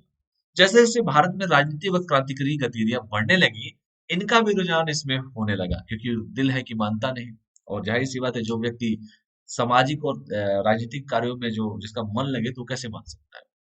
तो जैसे जैसे भारत में राजनीतिक और क्रांतिकारी गतिविधियां बढ़ने लगी, इनका भी रुझान इसमें होने लगा, और ये कांग्रेस संगठन से जुड़ गए, क्योंकि 1885 भारतीय राष्ट्रीय कांग्रेस धीरे धीरे चली आ रही थी, और ये कांग्रेस संगठन से जुड़ गए, और सक्रिय कार्यकर्ता की तरह इन्होंने कांग्रेस का तन मन धन से, हर तरीके से, चाहे पैसे से हो, चाहे शरीर से हो, चाहे किसी तरह से सहयोग करना चालू कर दिया। उन्होंने बंगाल से अलग पृथक बिहार की मांग का समर्थन किया, और 1906 में बिहार कांग्रेस कमेटी के उपाध्यक्ष भी चुने गए। ठीक है, तो ये भी ध्यान से पढ़ लीजिएगा इनके बारे में। और भी देखते हैं। जब देश में होम रूल आंदोलन अपने चरम पर था, क्योंकि होम रूल आंदोलन आपको पता है इनिवेशन, किसी को पता है तो कमेंट करके बता सकता है कब स्टार्ट हुआ था होम रूल आंदोलन। दो होम रूल आंदोलन आंदोलन किए गए थे, एक थे इनिवेशन के द्वारा, और दूसरा किसके द्वारा किया गया था, थोड़ा आपको कमेंट करके बताइए, कोई है। दो होम रूल आंदोलन शुरू किए गए थे, एक तो इनिवेशन के द्वारा शुरू किया गया था, कब शुरू किया गया था बताइए, और दूसरा किसके द्वारा शुरू किया गया था, ये सब पढ़ा चुका हो बेटा मॉडर्न में, बताइए। तो जब देश में होम रूल आंदोलन अपने स्ट्रीम पे था, चरम पर था, तो उस आंदोलन को बिहार में लोकप्रिय बनाने में मौलाना मजरूल हक के द्वारा महत्वपूर्ण भूमिका निभाए जाने पर इन्हें बिहार कांग्रेस कमेटी का अध्यक्ष बना दिया गया। ये होता है नेताओं का गुण, टैलेंट कभी किसी का मोहताज नहीं होता है साहब, रास्ता खुद बना लेता है। और गांधी के चंपारण सत्याग्रह में भी डॉक्टर राजेंद्र प्रसाद के साथ मौलाना मजरूल हक ने भी भाग लिया, और इसके लिए उन्होंने 3 महीने की कारावास की सजा सुनाई गई। जाहिर सी बात है, गांधी जी तो बाहर भी मिल चुके थे, लंदन में जब वकालत कर रहे थे, तैयारी कर रहे थे। और जब गांधी जी चंपारण जाते हैं, पूर्वी चंपारण, नील गठिया प्रणाली के विरोध में, नील किसानों को ने जो वहां पे जो नील की खेती के लिए जो परेशान किया जाता था, जो कर लगाए जा रहे थे अंग्रेजों के द्वारा, 3 गठिया प्रणाली, 3/20, मतलब 20 में से 3, सब पढ़ा होगा आप लोगों ने। तो उस समय ये जाहिर सी बात है बिहार की बात थी, तो ये भी गांधी जी से मिले, राजेंद्र प्रसाद भी वहां पे थे, और जाहिर सी बात है भाग लिया, और इसके लिए उन्हें 3 महीने की कारावास की सजा भी सुनाई। और मौलाना मजरूल हक ने खिलाफत और असहयोग आंदोलन में भी अपनी सक्रिय भूमिका निभाई, एवं अन्य प्रमुख राजनेताओं की तरह इन्होंने भी अपनी वकालत में member of imperial legislative council का पद त्याग दिया। सोचो, इतना बड़ा पद त्याग दे रहे हैं, एक आजकल के बैठे हुए नेता हमारे पद ही नहीं त्यागेंगे कुछ भी हो जाए तो। ठीक है, ये हमारे देश के वीर सपूत। इसके बाद असहयोग आंदोलन को सफल बनाने के लिए इन्होंने अपनी 16 बीघा जमीन दान कर दी। बताओ, जमींदार बाप के बेटे, क्या नहीं था इनके पास। एवं इस पर सदाकत आश्रम व शिक्षा के लिए विद्यापीठ कॉलेज की इन्होंने स्थापना की थी, ताकि लोग पढ़े लिखे शिक्षित हो, लोग जाने अपने अधिकार जाने, देश की आजादी में योगदान दें। उल्लेखनीय है कि यहाँ पर महात्मा गांधी, डॉक्टर राजेंद्र प्रसाद, सुभाष चंद्र बोस, खुदीराम बोस, सरोजिनी नायडू, नरीमन जैसे शरीक लोगों ने आजादी की लड़ाई की रणनीतियां बनाई थी। जो विद्यापीठ कॉलेज स्थापना हुई, सदाकत आश्रम, जाहिर सी बात है सब लोग जानते हैं। असहयोग आंदोलन के विचारों को लोगों तक पहुंचाने व लोगों में क्रांतिकारी का संचार करने हेतु सदाकत आश्रम से मौलाना मजरूल हक के द्वारा 1921 में द मदरलैंड नामक साप्ताहिक पत्रिका के प्रकाशन का कार्य प्रारंभ किया गया था। तो सदाकत जो आश्रम बनाया गया था 1921 में, मदरलैंड साप्ताहिक पत्रिका के प्रकाशन का कार्य यहीं से प्रारंभ किया गया था। और राजनीतिक समाज सेवा के साथ साथ मौलाना मजरूल हक ने हिंदू मुस्लिम एकता पर बल दिया। और आजकल के देख लो, मैं क्या बोलूं, खैर ये बड़े लोग की बड़कपन होती है दोस्त। इनके नेताओं के चक्कर में मत पड़िए, आप लोग पढ़ाई करते रहिए, मजे करते रहिए, पढ़ाई एंजॉय के साथ पढ़िए। राजनीति और ये सीखने वाले लोग हैं, इनसे सीखना चाहिए। अब्दुल कलाम आजाद साहब को कौन नहीं जानता है यार, सभी के लिए आदरणीय है, सभी उनको सर झुका के प्रणाम करते हैं। ये सीखने वाले लोग हैं यार, कुछ चंद लोग ऐसे आ गए हैं जिनकी वजह से पूरा का पूरा मैं क्या बोलूं। राजनीतिक समाज सेवा के साथ साथ मजरूल हक ने हिंदू मुस्लिम एकता व महिलाओं के अधिकारों हेतु सामाजिक चेतना का निर्माण में महत्वपूर्ण भूमिका इन्होंने निभाई। सोच लो, महिलाओं के अधिकारों के लिए जो व्यक्ति बात करे, जो शिक्षा की बात करे, जो हिंदू मुस्लिम एकता की बात करे, जो स्वाधीनता की बात करे, जो हर तरह से देश सेवा के लिए तन मन धन से लगा हो, उसके बारे में क्या बात करना। वो तो खुद एक आइडल पर्सन है हमारे लिए, सभी के लिए आदरणीय है। ठीक है, बस लास्ट देख लीजिए, उन्होंने स्वतंत्रता आंदोलन में महिलाओं को शामिल किए जाने के गांधी जी के विचारों का स्वागत किया और इसके साथ ही उन्होंने हिंदू मुस्लिम महिलाओं को स्वतंत्र रूप से अपने पोशाक के चयन करने का संदेश देते हुए सभी महिलाओं से सामाजिक कार्यों से जुड़ने की अपील की। तो ये उस समय वो बंदा बात करते थे, उस समय वो बात करते थे, सोचो। और आज देख लीजिए, मौलाना मजरूल हक के इस कार्यों के फलस्वरूप उन्हें देश भूषण फकीर की किताब से नवाजा गया। सोचो कितना कठिन होगा उस समय। भारत की समन्वित संस्कृति को महत्व देते हुए उन्होंने गंगा जमुना तहजीब को हमेशा वरीयता दी और उनका मानना था कि हम हिंदू हो या मुसलमान, हम एक ही नाव पर सवार हैं। ठीक है, चाहे तो यही गुलाम तो सभी थे, चाहे हिंदू थे चाहे मुसलमान थे। ये व्यक्ति की छवि के बारे में बताते हैं, उनकी छवि तो मैं बता ही दी है, कितने शरीफ, तन मन धन से लगे हुए थे। देश की आजादी में सबसे बड़ा योगदान इनका भी था। हिंदू मुस्लिम एकता की बात करना, लोगों को कोऑर्डिनेशन करना, लोगों को साथ लेके चलना, इस सारी चीजों में महारत हासिल था इनको। उनका मानना था, जैसे मैंने कहा, कि हिंदू मुसलमान एक ही नाव पर सवार हैं, हम उठेंगे तो साथ साथ और डूबेंगे भी साथ साथ। ठीक है, और हिंदू मुस्लिम एकता को बढ़ावा देने के लिए उन्होंने लंदन में अंजुमन इस्लामिया नामक संगठन की स्थापना की, जिसका उद्देश्य विभिन्न धर्म, संप्रदाय एवं जाति के लोगों को देश के हित के लिए एक साथ खड़ा करना था। सोचो, बंदा नेशनल क्या इंटरनेशनल हीरो भी थे, मजरूल हक साहब, मौलाना मजरूल हक साहब। ये बड़ा इंपॉर्टेंट है, इसको ध्यान से पढ़ लीजिएगा। बस लास्ट है बेटा, बस खत्म होने वाला है, देख लीजिए इनको। इसके साथ ही मौलाना मजरूल हक ने हिंदू मुस्लिमों के बच्चों हेतु समन्वित मदरसे और स्कूल की स्थापना की, जिससे सामाजिक सद्भाव को बढ़ावा दिया जा सके। ठीक है, और भारत के स्वतंत्रता आंदोलन के सिपाही व सामाजिक कार्यकर्ता मौलाना मजरूल हक की मृत्यु 1930 में हो गई और सरकार के द्वारा उनके योगदान को याद करते हुए 1998 में मजरूल हक अरबी फंड एंड फारसी यूनिवर्सिटी की स्थापना की गई थी। 1998 में की गई थी। मरे कब? 30 में। स्थापना हुई 98 में। किसकी? मौलाना मजरूल हक अरबी एंड फारसी यूनिवर्सिटी की स्थापना। इसके साथ ही पटना में उनके नाम से एक प्रमुख सड़क और छपरा में उनकी एक मूर्ति था उनके नाम से ऑडिटोरियम को भी स्थापित किया गया है, क्योंकि बिहार से थे और उनके लिए पटना में प्रमुख सड़क भी है और छपरा जो है उनमें उनकी एक मूर्ति स्थापित की गई है, उनके नाम से एक ऑडिटोरियम को भी स्थापित किया गया छपरा में। तो ये रहे मजरूल हक साहब और बिहार पीसीएस का पेपर है, ये इंपॉर्टेंट हो जाएगा आप लोगों के लिए। तो ये रहे आज के महत्वपूर्ण करंट अफेयर। मुझे आशा है कि आज का करंट अफेयर आप लोगों को बहुत अच्छा लगा होगा, समसामयिक की घटनाएं। और आपको पता है कि मैं समसामयिक की घटनाएं कम पूरी डिटेल ज्यादा पढ़ाता हूँ। समसामयिक की तो पढ़ाता ही हूँ, वो तो चीजें पढ़ानी ही है। ब्रिक्स के बारे में बताऊंगा ही मैं, वर्ल्ड बैंक के बारे में बताऊंगा ही, काम क्या होते हैं वो भी बताऊंगा।